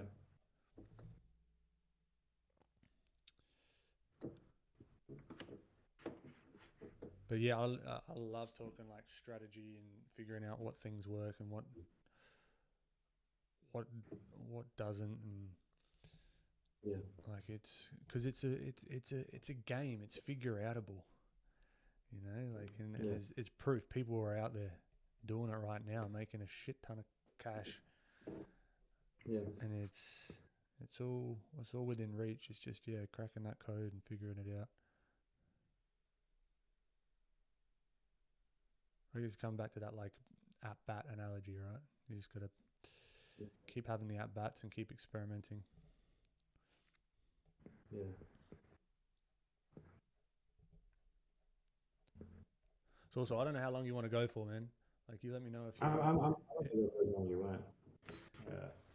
Maybe we'll go for like another hour. Don't want to make this like a 7-hour extravaganza, but sure. maybe go for another hour. Yeah. Thanks again for putting this together. Oh, dude, 100%. Dude, I'm happy to do this as a regular thing, as I said before. Like, I enjoy just not having the. It's just me all the time. Like, I like chatting to friends in real life. So if I can bring that into doing this as well, I reckon it's good. Yeah, I need an excuse to move my hand more with drawing. So. Yeah, dude. Yeah, man. Well, look, if you want to use this as an excuse, by all means. So yeah, dude. Yeah. Like I need to practice. Let's hop on stream. Done. Easy. Yeah. Like I'm gonna doodle some other stuff instead of the. Yeah, dude. Draw what you want. This is just I've got to figure out. I literally threw this together right before we went on stream, because I had an idea of what I wanted, but I think there's different ways we could go about doing this. I would love if Photoshop had a multiplayer mode, just like the ease of it. But this is pretty damn good, man. Like what Bobby's put together here, like it's very, very cool.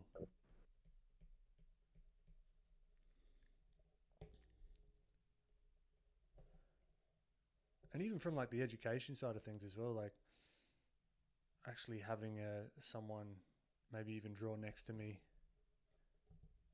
or you or whatever, and I don't know, exploring different things. Yeah. I mean, I was gonna do a video. Like, I'm not like a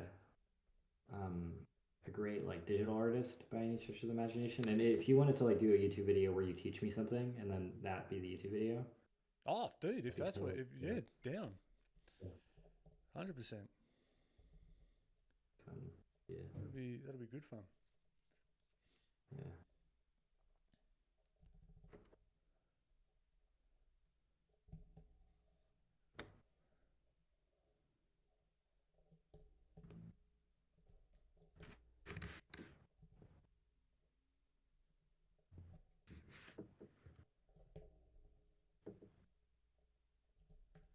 Do you have trouble getting stuck on the reference, like going too close to the reference if you're trying to change it? Like that's an issue that I have constantly. It's for sure. I've got half the face stylized, but then it's like going too close. to the reference. So it's like this weird stylistic no man's land of like, just weird.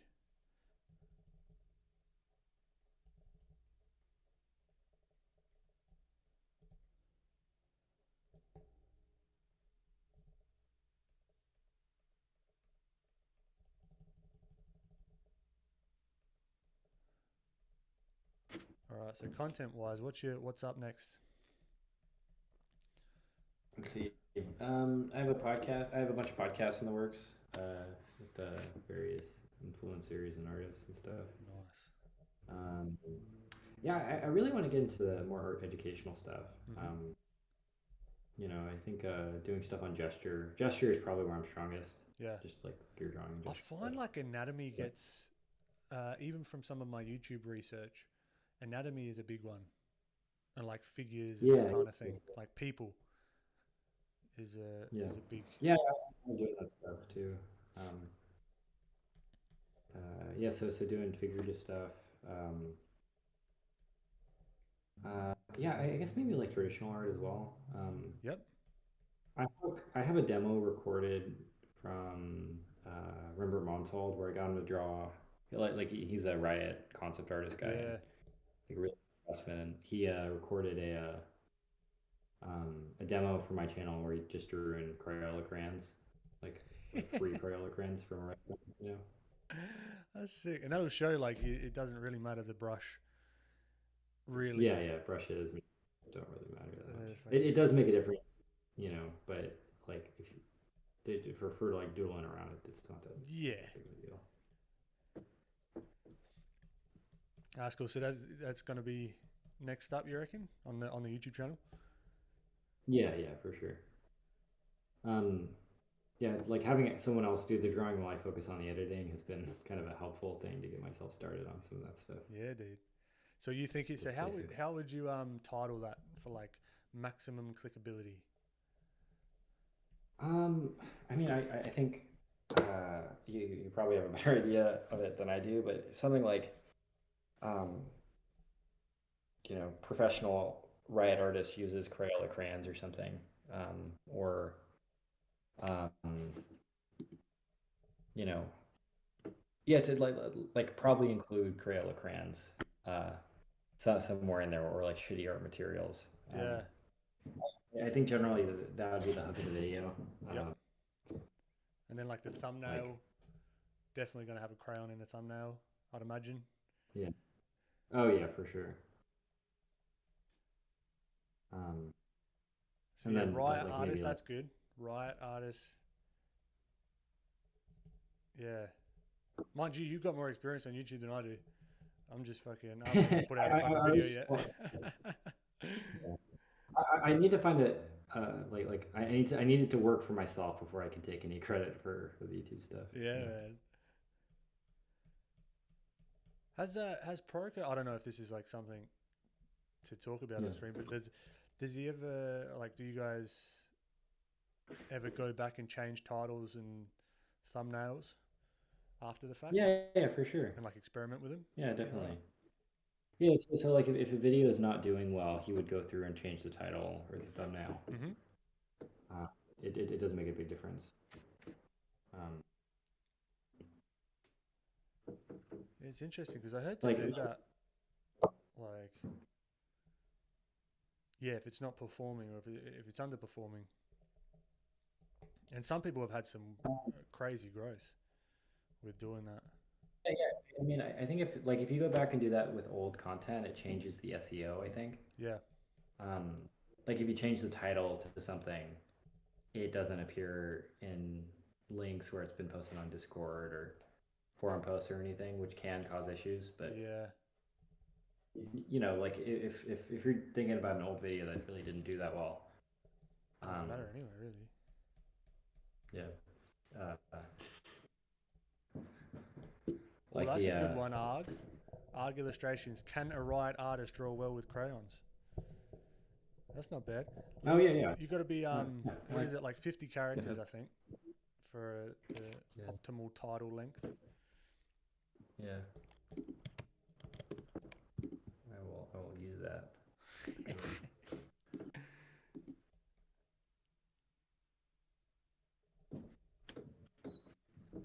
Have you ever thought about doing any like game work? Like somebody asked about you doing Marvel Snap cards or anything? Oh, did they? Yeah, not opposed to it. Definitely. It's Oh. just a fact of being asked to do it. You know what I mean? I might be able to introduce you to people that might be able to get you that kind of work if you're interested. I Yeah, know, cool, man. no promises, but Yeah. No, I mean, I'm pretty flat out with this content stuff. I really want to get like a good cadence with the content. Like I've had to hold off on a couple of projects that have come my way recently, just because I want to focus on the content side of things and get it to a good spot where it's like, okay, cool, I know what my week looks like, and then I can start feeding other things in.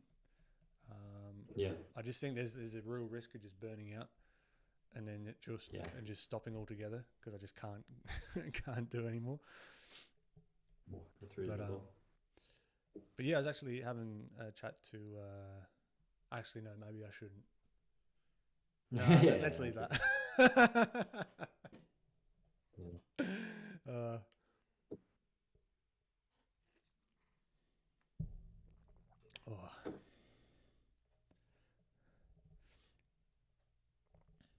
Yeah, you're mentioning that you were doing concept art, or you was going for like concept art jobs ages ago. Yeah. Is that something that you would want to do, or you want to focus more so on the content as well? I probably want to get the content stuff going before I do the concept art stuff, but I'd be interested in that kind of work. I need to get my art skills up, and I guess more so my confidence up before I can do stuff like that. But I would not be opposed. It's interesting. It is very like doing contract work is very time and energy sucking, because it takes a lot of like it takes so much of my energy, even probably more so than my personal stuff, because I hold it in a higher, like just by default I hold it like in a higher priority. And I have to do like a bloody good job because it's for someone else, and because it's got to do it. It's got to be a job, and it's got to like do a good job or whatever it was trying to do, and blah blah blah. And that just sucks the energy out of me. And I'll stay up until like 2 or 3 in the morning trying to get it just right, and then it's sort of like all consuming. That's probably my issue though, because I'm not as experienced with doing that. But I remember even with like user interface, user experience design. That's what I do a lot of contract work. Beforehand, and I'd feel the same. Like I couldn't relax until I got it to a certain spot where I know that I'm okay with it, and then it's just a matter of time of just tweaking it and that kind of thing. But it's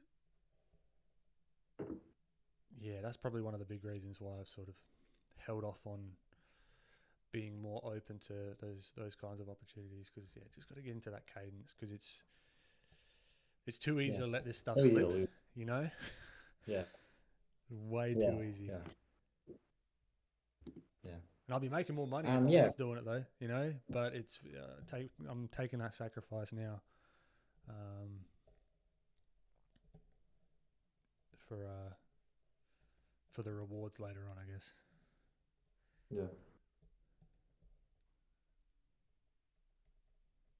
I don't think there's anything saying you can't do both. Oh yeah. No, except for me. That's the only thing. That's the only person that's saying that. Do you hire editors at all? No, I haven't yet. I'm not making enough money to warrant hiring an editor. That's another part of sort of focusing on the content, because if I can get the YouTube channel going, because I think actually if like maybe we if this isn't too inside baseball, but I think it was maybe you that mentioned that the acquisition channel of YouTube versus Instagram is much higher of like the conversions from like courses and like products and that kind of thing, from your experience. Yeah, yeah. From what I've heard from influencers and other people, yeah. Yeah. That's the general idea. Because I've been able to sort of keep the Instagram sort of going. But yeah, if I can exponentially grow that with YouTube and the content's there and it's kind of evergreen, it's always there. The Instagram's so fleeting. It's just you've always got to be posting consistently, like reels all the time. And it's like, if I can get something where it's like, okay, I know for a fact that like this week I'm going to make like 2 or 3 grand, then it's like, all right, I'll spend a portion of that on an editor to then free up my time to then produce more content. And I think a lot of it has got to come down to like batching tasks as well. So having like a script writing day, then having a shooting day, then having an editing day, and then having like a content creation day, whether it be doing stuff like this or just drawing different characters and whatever. Yeah. Still haven't figured that out. But yeah. But yeah, that's definitely a goal for this year actually. If I can get by the end of this year up to a cadence where I can start hiring an editor, I've done well. Yeah. So you've got the goal of 100K subscribers on YouTube? Yeah, hopefully before the end of the year. Everyone in chat, let's help out with that, please. If I can ask one thing. Thank you. Go give him a subscribe and devour his podcast content and his art content is fucking phenomenal. Seriously, like go. Super kind of you. Yeah, dude. Nah, look. Honestly, I wouldn't say it if it wasn't true. So it's yeah. Go give him some more subscribers. Hit the subs. But that's my goal. Even though I feel like subscribers are kind of like a vanity metric, it's like 100% a vanity metric. But that's my goal as well. 100K subs. Yeah, well, I think having some arbitrary goalpost to shoot towards, I think it's like a totally. I wonder if a better number to focus on is like content number, like the pieces of content that I put out. So maybe like once a week, maybe like 52 pieces of content on the channel this year is like a good goal versus like a subscriber number, because that will hopefully come with that goal. But that's something that I can fully control. That might even be a better goalpost. I think so too. I mean, I was talking to my dad about this, and my dad's been around a bunch of influencers. Like he knows a bunch of the guys at Studio 71 who represent like the big guys like VHC or Casey Next or something. The Studio 71 guys are saying like, nowadays, like if you want to be a YouTuber, you should at least you should commit to like 1,000 videos. Like have 1,000 videos on your channel before you even like start considering yourself like an influencer or not. Fuck me, all right. Like one, just to build the audience, and two, just to gain the momentum to like actually continue to do it. Yeah, right. Shit. Okay. Fuck. Let's wrap this up. We've got a job to do. We got some jobs to do, Kristian. Shit. Gotta fucking make some fucking content. But like like doing one video a week and like it like there are obviously people who do it with one video a week or less that also blow up. Yeah. But like if you can do 50 videos on your YouTube channel or wherever else, I think that's like where the real growth happens. Yep. Like over long term, just finding your voice and committing to each thing, like super important. That's what I'm gonna take it as. My first, say, like 50 videos are just figuring out what I like to do. Like there's gonna be lots of experiments. There's gonna be like time lapses of me just doing a drawing and then talking over it on different topics maybe. Then I'll like try other shit as well. Like I don't know. Yeah, like a bunch of Stan's videos. It's like him going to like the marina in San Diego and just doing a plein air painting and just trying something out. Yeah. Like not even doing anything. We're just him like videoing him just doing a painting. Yeah. And oh, thanks, little ways for the compliment. But yeah, it's like for me, I'm trying to get into a rhythm of just trying out a bunch of different things. So I did that van building video, seeing how that works out. Mm-hmm. I think I mentioned before, I'm gonna be doing some like cycling content. So like make a video about cycling a couple 100 miles. Yep. Like stuff like that. And then just like as things start gaining momentum and being more successful, like leaning into it. Yeah, doubling down on the things that are working. Yeah. Yeah, but I guess that's the whole thing, right? You don't know what's working without doing anything. Yeah. And it's just being the fucking got the perfectionism bug. Sugar beets. I want to post on YouTube more. I used to do it every week, but my brain. Yeah, it's that momentum that we're talking about. Just gotta. Yeah, it's hard. I think like the biggest part about being successful in general at anything, not just YouTube, is keeping it fun for yourself. Like Yes.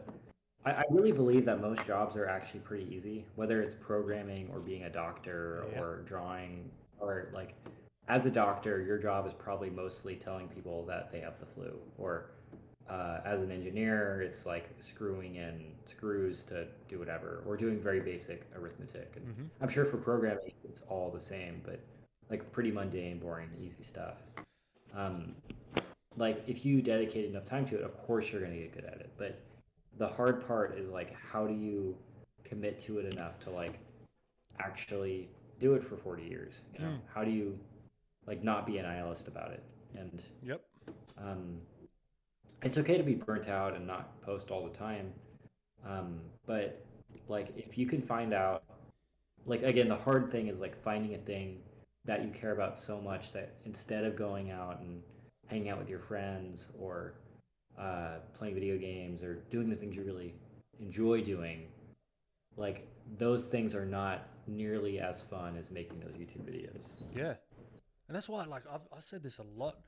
Is like I wasn't expecting to enjoy making the content as much as I did, like the videos and the explanations and trying to figure out different ways to explain what I'm thinking and that kind of stuff.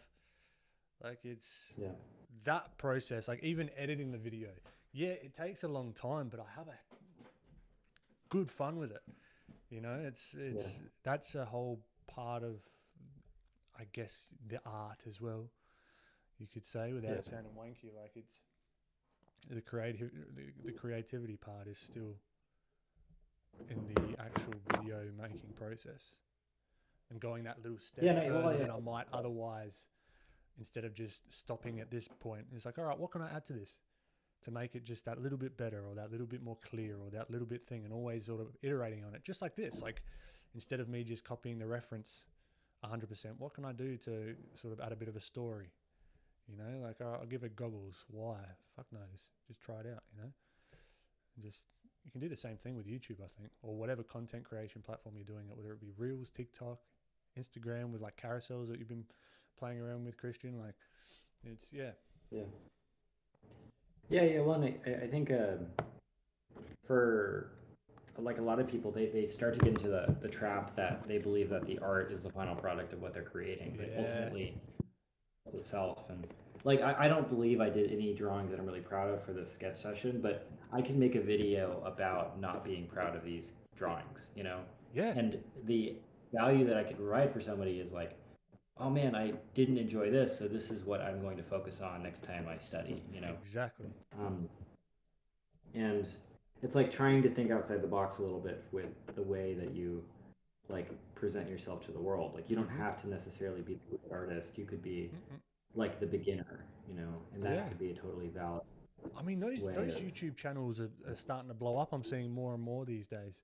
Is like, I learned how to do X in 30 days. I learned how to do Y in 30, like that kind of stuff. Like people are fascinated with that. So it's like it could be like very art centric as well. Because I want to learn to get good at sculpting. I want to get good at like texture painting as well. I want to get good at animation, all sorts of stuff, right?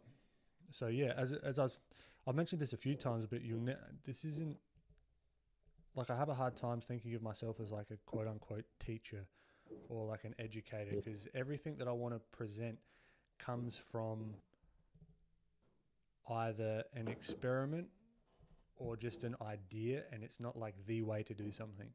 And I think that cuts down imposter syndrome a lot as well, and the feeling of needing to be an expert.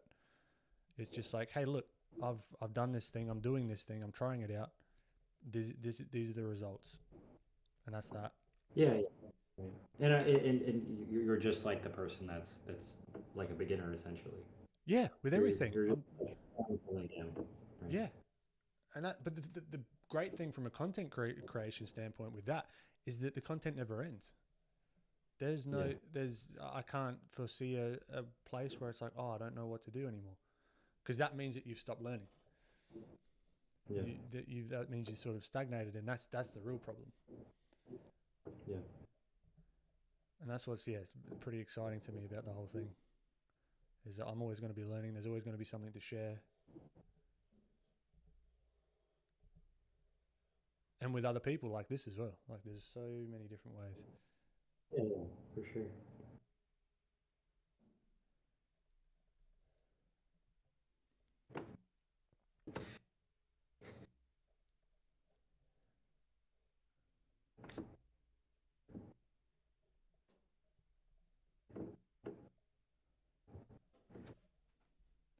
I'm just thinking, what else can I add to her? Just got like some soot or something here, maybe. Maybe she's like a welder. I don't know.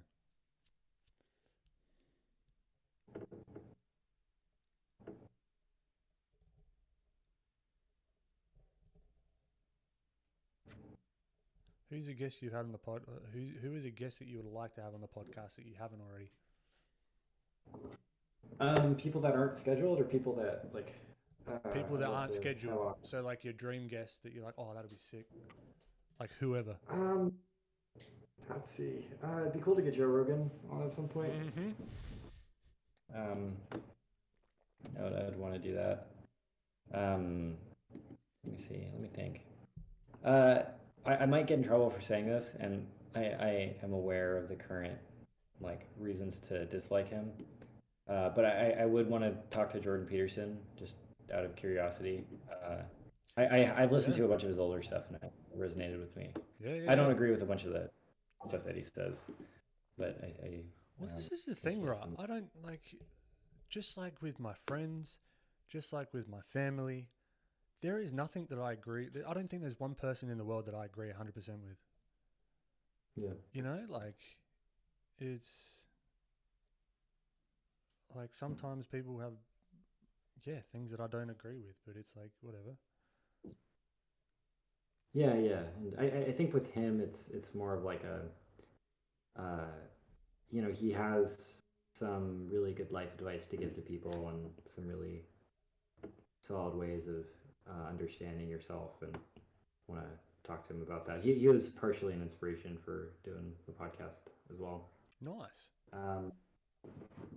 I think I have Scott Robertson planned sometime soon, actually.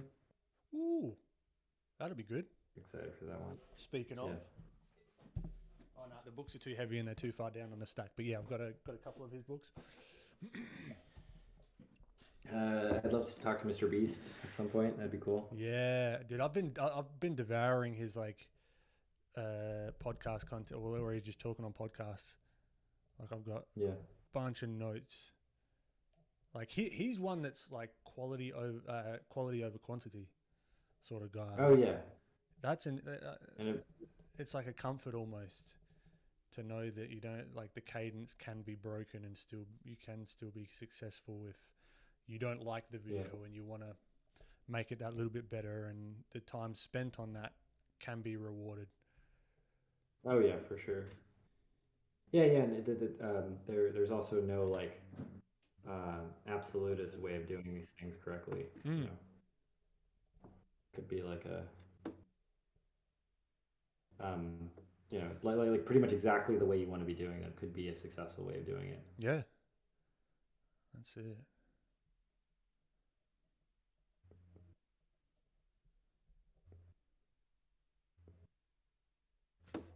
What would you say to Joe Rogan? I feel like I'd be intimidated as fuck because I wouldn't know what to say. I'm like, I kind of feel like I know you, but I don't. So, I'll ask him about like why he's not like a nihilist and why he like does what he does. Because yeah, I mean, he's talked to so many people, so you would expect him to have some grand declarations of what people should be like. But I suspect it would be the opposite. I'm sure he'd be like equally as clueless and equally as like, yeah, I don't know what I'm doing. you know what? You know? Soon enough, you're going to be able to talk to the AI version of him, and you're going to have that conversation anyway. You seen that? Oh yeah. Oh yeah, for sure.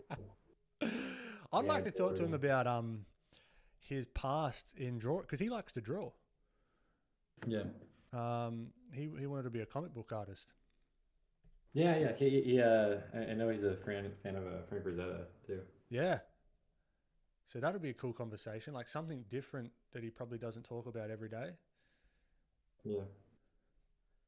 Like I think. Oh yeah, yeah. And I'm sure, like it's something that he probably like. I know he has a Frazetta in his studio, so Oh wow. um, Shit. yeah, I know yeah, he's got a bunch of art in his studio. yeah. There was I, I also, I'm not sure. Like, I'm not sure it's an original Frazetta painting, but I know he has a print at yeah. least. Um, But I feel like that's something that you could like chat to him and connect with in a way instead of just asking questions. It's more like you go deep into what he thought about it, what stopped him, does he still do it yeah, anymore? You know, that would be fucking fascinating. And because it's something you have a yeah, deep yeah, interest in as well. That'd be yeah, great. for sure. And, you know, like I'm sure he'd love to hear about the, you know, like what's going on in art nowadays. Yeah. Um, I mean, for him, I think it'd be such a strange guy to have a conversation with because there's so many people that take what he says as like the word of God. You know, he's so big at this point, and so many people listen It's to why him. I'd want to talk to him just like a normal person. You know what I Yeah, mean? I'd want to get that out of my head as soon as possible because it'd be yeah, have to be a weird existence, right?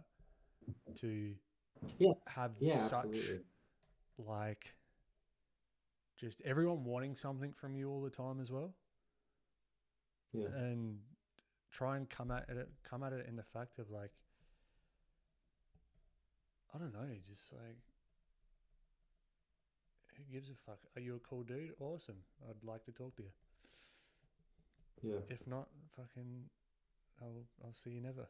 You know, like, it's yeah. For again, for him, I think it'd be such like a it'd be easy to kind of get caught up in, you know, like, oh, this guy's so big and famous, but yeah, I think also um, he'd get sick of people. I wonder if he gets sick of hearing that. He's like, oh Christ. Okay. Yes, thank you very much. yeah, Thank you. It means a lot. Thank you. Thank you. Thank you. um, yeah. I mean, I like in terms of people that I like him a lot. I like his comedy, but he's not my favorite comedian or anything. Yeah. He's not my favorite. You know, I don't really watch UFC or anything, but like, Yeah. Me neither. I get the impression that he would be very easy to talk to, actually. Yeah, because he's got a shit ton of practice with it as well, with the podcast, keeping a conversation going. You know, like Yeah,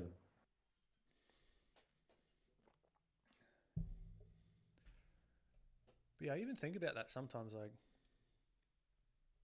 Like some of these artists that I've started to meet on, like just catching up and that kind of thing over Zoom. yeah, You only see like the following. Like there's this weird, and I've noticed it myself. Like I'm but not by no means like a huge, at least from my perspective, like a huge artist on Instagram. Like you got people with millions of followers and all that sort of stuff. But that number really does change how people interact with you. It can do, oh yeah, which is weird to me. I don't know. Like I haven't changed at all. So, and then it's just all of a sudden they see a number, and I'd imagine that would be the same for like people with like millions of followers. It's like this weird, I don't know what it is.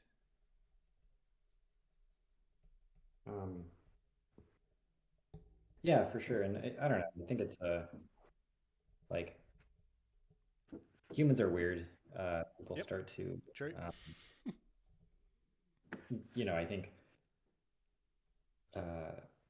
they look at somebody with a lot of followers and they see that person having the validation that so many people really want.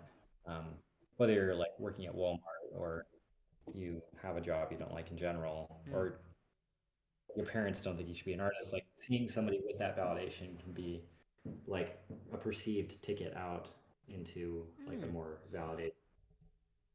Interesting. Because I do feel that myself sometimes though. Like the first time that I say meet someone, it's like, oh, you're that person. But then it's sort of it sort of like then quickly fades away, and you're just like, oh, you're just a fucking dude. Like you know, like I think the sooner that you can get into that mode, the better. Instead of like, it's an interesting one I see in myself.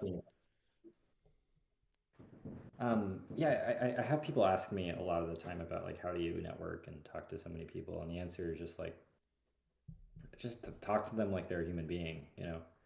Exactly. Like, it's not artsy fartsy, maybe like a little bit condescending, but I think for me, traveling and like just being around a ton of people all the time has like, like I've seen a lot of different ways of living and how bad and how good it can get, and just seeing like the like not so unique qualities of like being in Alaska as a farmer is not so different as being like an actor in Hollywood. There's still like, no matter who you are, there's still probably like lonely nights in your bed. Just like being insecure.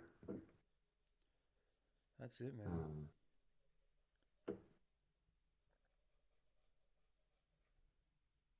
That's what I was saying. Like I think they appreciate that when you meet them, you're like, oh, cool, this is someone I can just talk to. And it's not like a weird. That's why I've said this since I was young. I've always had this idea. I'll never take a photo with a famous person because one day I might be friends with them and I don't want it to be weird. I don't want to have that power thing. So I was like, no, I don't need it's just like, oh, why would I take a photo with just like my mate? You know what I mean? Like maybe one day we're going to be friends. So I was like, fucking, that would be weird. Ever since I was young, I was like, no, I'm good. I don't need a photo. That's all. I don't know if that's a good or bad thing, but it's just something I've always thought. I kind of have the same thing, and it's like like a lot of it is for me more so than them. Like like just so I know, like, okay, like I'm making a conscious decision that even though it would be cool to get a photo with this person to show my friends, they're like, I'm still equal to them. It's not like they're. But like on a human level, not like some weird social. That's right. ARG illustrations. Yeah, I also wouldn't know what to do with the photo. I feel like people just have an impulse. Like if they see a famous person, they're just like, get out. Oh yeah, photo. And then what? Okay, I guess maybe you post it to Instagram, but then it's like, okay, cool. What? Like get a few likes. I'm even opposed to like whipping out the camera at like events or anything like that, or things like even at sunsets. I'm just like, experience the fucking thing, It's. I'm a photo taker with people that I know. Like I try to take as many photos as possible. That's like just because I like to keep a record of things. That's fair because you're conscious about that, right? But it's almost like I just find, like even with things like people will like take photos of fireworks, or they'll record the whole firework thing, and they're looking at the fucking fireworks through their screen. I'm like, dude, like, when are you gonna look? You're gonna look at that maybe once again. So why not experience the real thing? And I don't know. That's just me though. I think it's reasonable.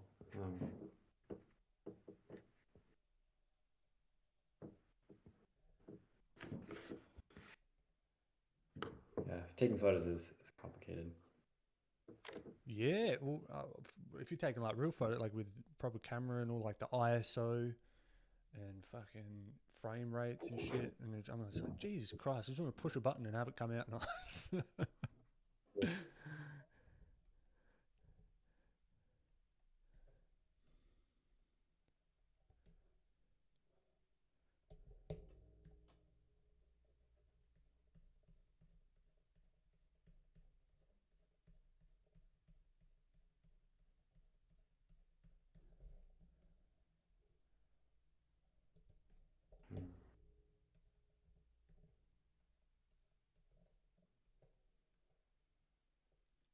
So like I think about this constantly, like in the art niche of YouTube, like I'm like there's probably some untapped niche or untapped set of videos that could be done that would blow up. Did you have any idea on what those sorts of videos would be? Very good question. And if you get the answer, please let me know, because fucked if I know. I got no idea. Because I mean, I think it's going to be like more of a personality play. From people going to vibe with your personality. That's going to be a big part of sort of carving out your own niche as well. And that's something that's sort of like, although I don't think of other content creators necessarily as like competition, I think they're like potential collaborators. For lack of a better word, it creates like a competitive advantage for you, bringing more of your personality out, being more, not maybe vulnerable is the wrong word, but just being like truthful about how you're feeling about stuff instead of having it all polished. Maybe there's a little bit more room for that. Because I was even thinking about, because there was one particular, there was a drawing session that I had that was a fucking nightmare, where I drew like Spider-Man, like the two Spider-Men, and I wanted to kind of document that in like a narrative way, like where I was at each stage of the drawing, both like technically and emotionally, like where the frustration was, why I was frustrated, and kind of having that maybe like the 3-act structure or whatever, where it's like the conflict, like the setup, conflict, and resolution, but have that within the context of like a drawing. Because I find that like I'm so up in my head, like it's like a massive, it's like a roller coaster, and taking people inside that maybe could be an experiment to do instead of just like a step by step, like it's linear, because it's very very seldom that it's linear for me, where it's just like, cool, I've got an idea, do the drawing, ding, done, and then it's all sort of sorted. But yeah, I don't know. What do you reckon? What do you think? Well, I mean, I think occasionally there are things that pop up on YouTube, like TikTok art tutorial reviews, or I tell you that right now, I'm going to experiment with them because they seem like they're doing well, and I don't give a fuck if that sounds like, it feels like I'm selling out or whatever. Fucking who gives a shit? I'm going to do it in my own way. Well, and like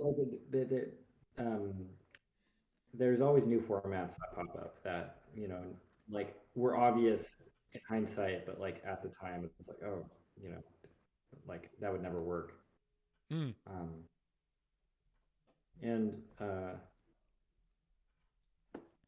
like the new things that are coming out, it's like I really think that there's an unfilled niche for like the actual creators of the things done in a way, like interviewing them or getting their work out there in a way that's actually like more accessible. Like a bunch of the interviews out there, like they are a little bit dry and they're kind of formulaic. But like, if you had the chance to talk to some famous art director or somebody who did some really important work on the movie, I'm sure they would give some insight that would never come out in like a tight interview with set questions. So you're thinking more like a corridor crew sort of deal? Maybe. Yeah. Yes, maybe something like that. But like, I know, like moving forward, there's going to be a lot of artists popping out, just talking about like AI. Yeah. Obviously, I think it's a big thing that's coming out. Like, there's gonna be more of a highlight, and we've talked about it before, just on people's personalities than there ever has been. Yeah. So,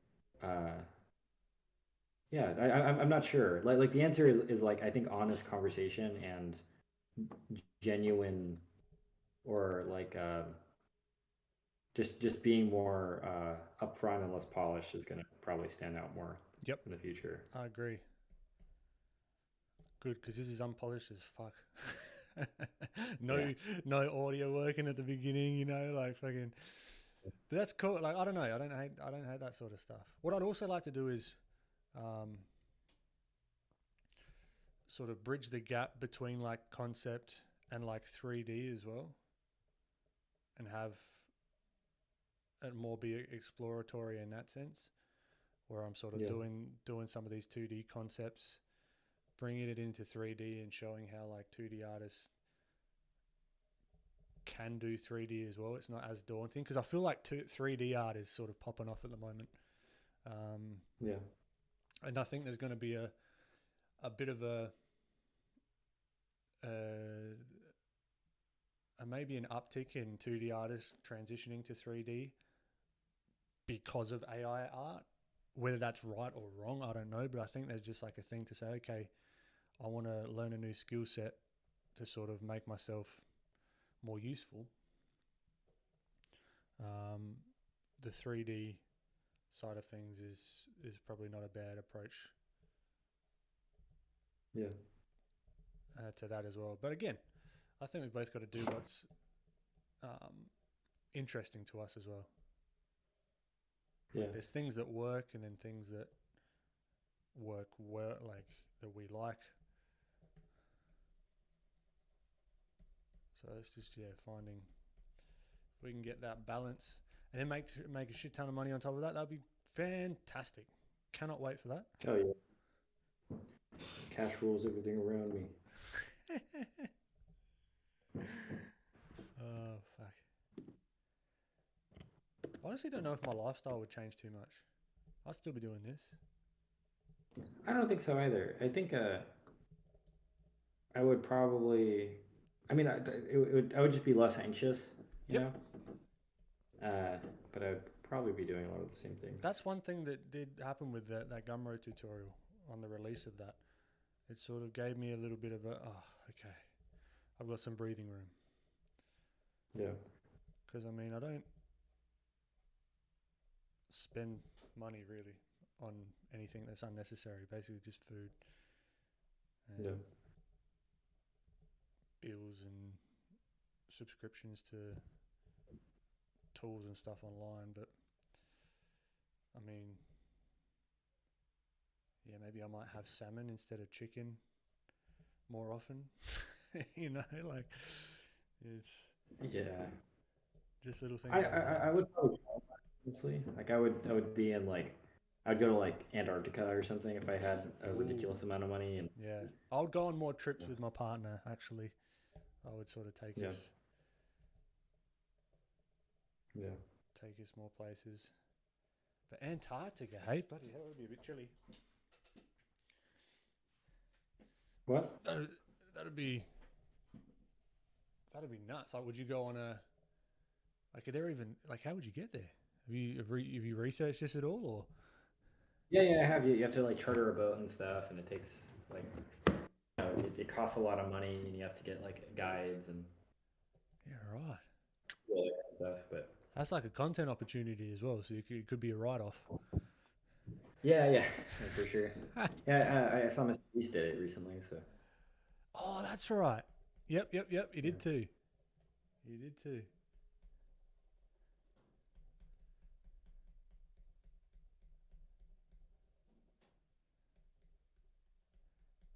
So what time is it over there?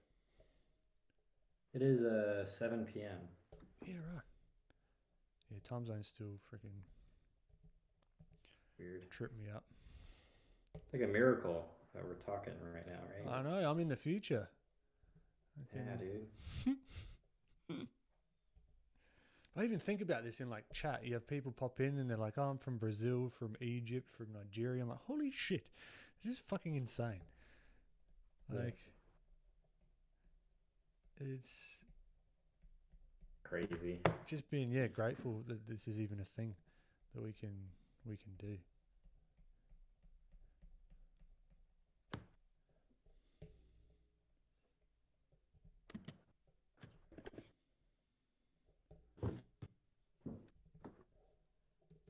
Yeah, you got much planned for the rest of the night after we hop off here? Probably just hang out with my girlfriend and then maybe watch some TV, eat some dinner. I want to, dude. I really want to take like the whole art training thing a little bit more seriously, and try and make a schedule for myself. So I probably do some more sketching. Yeah.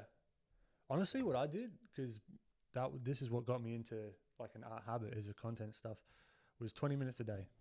It started just with that, and it was what I was actually doing was I was reading a book, and then I was illustrating concepts in the book, and I did that 20 minutes a day, and that was it.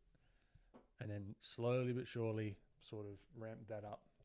But any other way that I've tried, I always drop off. Like, this is the longest stint of art that I've done, which is like this year and a bit.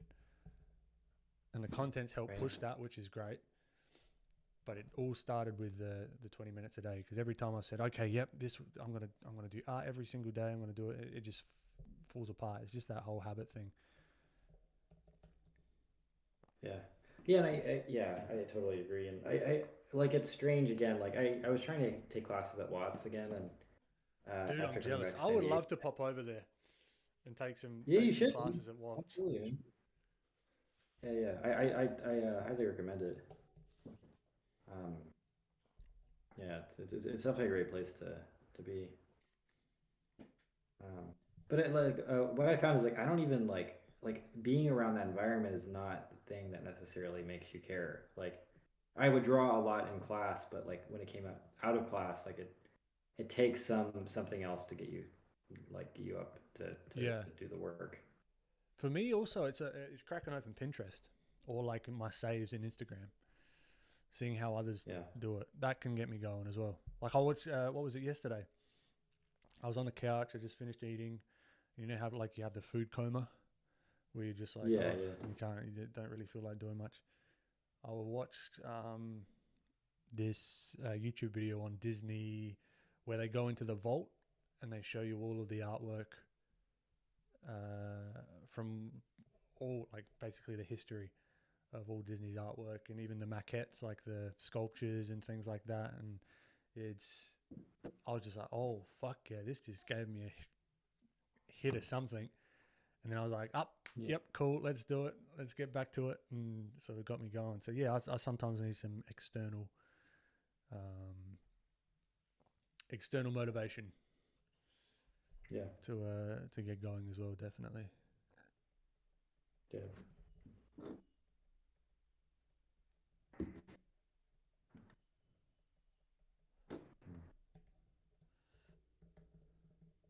Yeah, I was thinking about going through Ned's course actually too, Ned's map. Yeah, dude, me too. Actually, when he's coming out with the his composition one soon, I think. Is that right? Yeah, Ned's map too. Yeah, because that's something that I'm not sort of schooled in very much. I haven't spent much study on that, so that could be fun. Yeah. What you could do, you could like document the process of going through it. Like, obviously not sharing the content and all that kind of thing, but then you could sort of, because I actually saw a few people that did that on YouTube. They were like documenting their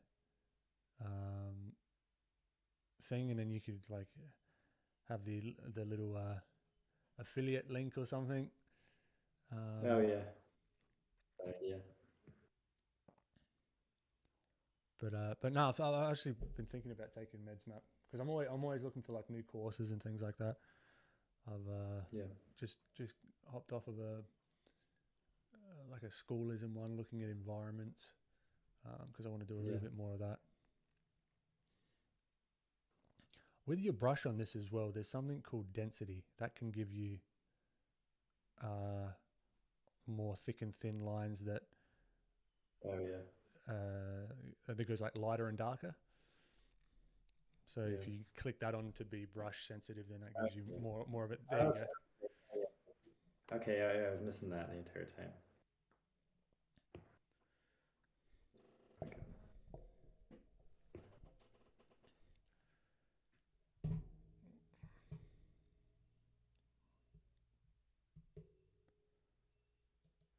Yeah, dude. I might wrap it up in the next 10 minutes. I've got got this YouTube editing to do. Again, dude, I appreciate you. Sorry? I appreciate you doing this. It's fun. Oh, dude, I appreciate you popping on. No, it's my pleasure having you on. I want to do it as like a regular thing. Get yourself on, get other people on. I'm sure Stan would do it too. Sorry? I'm sure Stan would do it as well. Yeah, man, that'd be sick. That'd be. And thoughts might as well. Oh man, dude, holy shit! No, you got me nervous. Oh, but no, that'd be good fun. But yeah, just having chats and doing something other than just the drawing, I think is good fun. Yeah. So what action items can we come away with from this conversation? Because both of our goals are around content. My action items for the next, 7 days, I'm going to have a YouTube video out on my channel. That's that. The first one. It's going to be done. For me, it's probably something just like drawing more, like just doing more head studies and figure studies and stuff. Dedicating more time to just like playing around and moving my brush around. Yep. How could we quantify that? Like, let's see. Is there a particular number of, say, like head studies, or? Let's see. I don't know. I mean, so the hard thing is finding the art habit. So, tying it into the rest of the conversation, trying to find some project to do to. But I guess I could do an art video as well. I could do tied into to both of them. Yeah. We can both have an actionable YouTube video to do. By the Dude, end. That's it. That's what I want. Yeah, that's cool. Like, keep each other accountable. Like, what could be a good idea is even you talking about this, like how you're feeling about it. It's like, look, I'm out of the art habit. Yeah. I want to get more.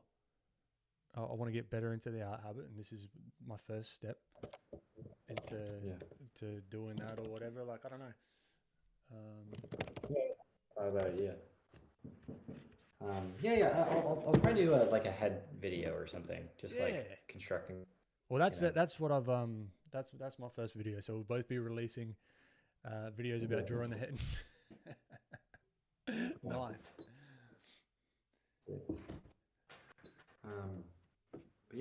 I guess that's it. Like that's like again the goal with this sort of stuff for me is just to to have the conversations and stuff, but also like have somebody to keep me accountable. That's also like that's a huge part of it, right? I've just got you back on camera as well in case you're doing anything crazy. I've got you back on camera. Yeah. Cool. But the accountability is huge because we're kind of just accountable to ourselves, right? So it's you just want to and you as I've said to you many times, like you're one of the few people that kind of I was able to talk about the content side of things, which is very cool. And one of the first people I was just finally able to just be like, blah, this is my thoughts on it. And then it was like, fuck yeah, we can like talk about this shit. It's good fun. Yeah, it's awesome. Again, for anyone listening, I think that anyone is capable of doing art or being creative, or like at least moving towards achieving their dreams. And it's hard to exist in a vacuum, and it's hard to exist in a world where you're like a Spartan warrior that's doing everything without any external, validation or anything. Yeah. And your mum's in chat. Kathleen. Is my mom here? How you doing, Kathleen? Welcome. Garden design for a small patch in your mum's backyard. My mom. Hi, Mom. I love it. Welcome. Yeah. Well, look, before we head off, we give a chance for anyone in chat to sort of ask any questions to you or myself. Give them a few minutes to pop it in chat. But yeah, man, cool. So a couple of videos coming out from us soon. What else? Where can people find you as well? So I think I've got all your links in the description. My YouTube channel, Christian the Art. Those are the two, I guess, relevant ones. Yep. I'm trying to post more tutorial stuff on my art Instagram, and honestly, like the thing I'm spending more time on right now is my just my podcast. I think that's where a lot of my creative energy goes. So if you're interested in learning about just what creative people have to say, that's I highly recommend it, guys. Honestly, it's the nuggets of gold in there. I would listen to it with a bloody notebook. It's fantastic, and you need that sort of kick of inspiration. Hop onto one of the podcast episodes, and it's great. Yeah, Frenchie, just waiting for the first YouTube video, man. You and me both, my friend. You and me both. It's taking some time, but we'll get there. It'll be good. Yeah. Cool. Victoria. Thanks, man. When will the next Sketchy Van episode come out? So I have one with Alex and Claire coming out, and then one with another guy named Cobb. We got a question. How do you decide what to post on Instagram? I don't want to lower the quality of my page, but I want to post more. That's a very good question. How do you? Hold on, I've got to scoot you over. I've moved you over. Sorry, Christian. Just on mine. Yeah, keep going. I'm not really much of a YouTube. Like Ben has a lot more followers than I do. But the thing that I learned from Proco and just being a content creator in general is like try to post as much as you can, but also try to provide as much value as you possibly can. Like generally people don't want to see all your sketches. They don't want to have their feed be filled up with stuff that they're not really into. So I have heard advice from people like don't post until you're really good, or post everything. And I guess it's just like whatever you feel most comfortable with generally. I know that's kind of vague advice, but it's kind of a nebulous thing that changes all the time. Yeah. What I recommend, even if you want to keep posting, but it's you're not sort of sure of the quality, I have different places that I post. So Twitter might be more like fleeting posts, whether it be sketches and little things like that. Even in Instagram stories, little like work in progress kind of things. So if you want to sort of scratch that itch of posting things, but it's like, it's not quite good enough to be on my on my page or on my whatever, on my profile, throw it up as a story, or throw it up as a reel. Like if it's a reel, throw it up as a reel and don't have it on your main timeline. Test it out. You can do that as well, and it still stays in like the reel section. So you utilize the tools to experiment. And look, you've always got that delete button as well. You've got that escape hatch. If you don't like it or it doesn't do as well as you would expect, I don't recommend deleting it. I personally, if I'm embarrassed by a piece of work that I've posted, I want to bury it with like better stuff. So it's like a motivator almost to get it down further and further and further. But yeah, I would recommend experimenting with stories and things for the more fleeting, post more kind of stuff. Knowing that stories aren't going to get out to anyone other than your followers or the people that Instagram wants you to see as well. Yeah, yeah. And the other thing is it takes time to build a following. Like, Yeah. sometimes people do well, sometimes they won't, and you just have to be able to do the long game versus the short game. Yeah. And going back to what you told me, Ben, is just provide as much value as you can in a post. Like, when you do a post on Instagram, you're trying to like make it an obvious save, Mm. and try to like, because there's so much information jam packed in it, it stands out among the hordes of other people posting artwork. Yeah. Um, And not even like from the educational side, but even just like how you present your work. If you're not going for the educational thing, it's like, how do you take it that step further? Like trying to look as objectively as you can, as like an outsider scrolling, right? I oftentimes even save the post to my phone and make my phone's images in the same grid as Instagram, and just sort of scroll up and down to see if it sort of catches the eye, if it sort of, just trying to look at it as objectively as possible helps me as well. I know you like you said that treating the social media stuff as something that's as fun as actually doing the art itself. Yeah. Like you treat it as like a game where you're like, Yeah. Trying out different things, trying to have different strategies, and that's the thing that actually gets you to, post more and I guess do better. Yeah. Because you do it because it's fun, not out of a need to feel like, oh, I've got to post today, sort of thing. It's like, Yeah.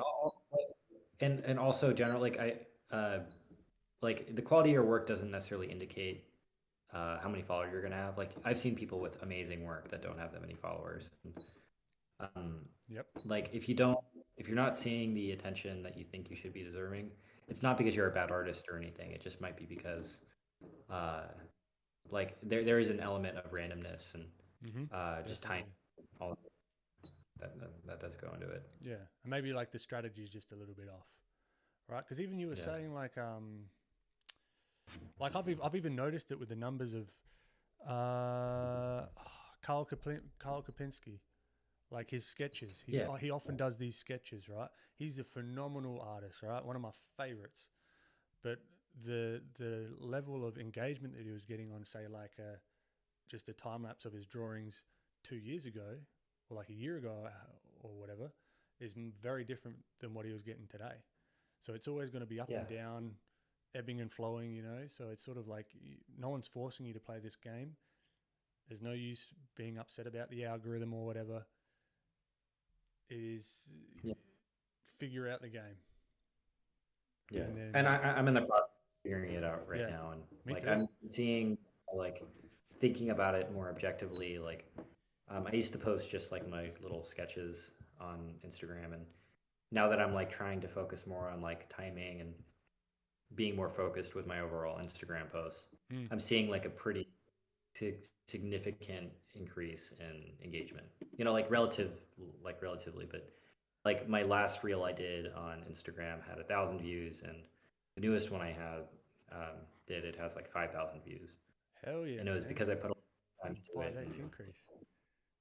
Nice. Yeah. Crazy, right? That's awesome, man. Yeah. So we got Frenchie. Have a great night, guys. I'll still stay for some hours and draw. Awesome. That helps a lot. Fantastic. Well, look, I reckon we'll wrap it up here. Kathleen, appreciate you popping in. Good to have you here. And I wish my mum popped in, but she didn't know about this, so that's fair. That's fair enough, Mum. Don't worry about it. If you see this afterwards. But look, thank you again, everyone, for popping past. This is a bit of an experiment, and I reckon I might do it more often, both with Kristian if you're down, and getting other artists on and having some fun with it. So yeah, look, we'll see you in the next one. That was Art Companion number 1. Sweet. Thanks, man. Appreciate it. Cool. Oh, now it's the awkward thing of me waiting for it to load to end the stream. I'm still here. 3, 2, 1. End stream. Cool. Sick. Cool. Thanks, man. I appreciate it. Nah, dude. Thanks for popping in. Yeah, for sure. It's that was good fun.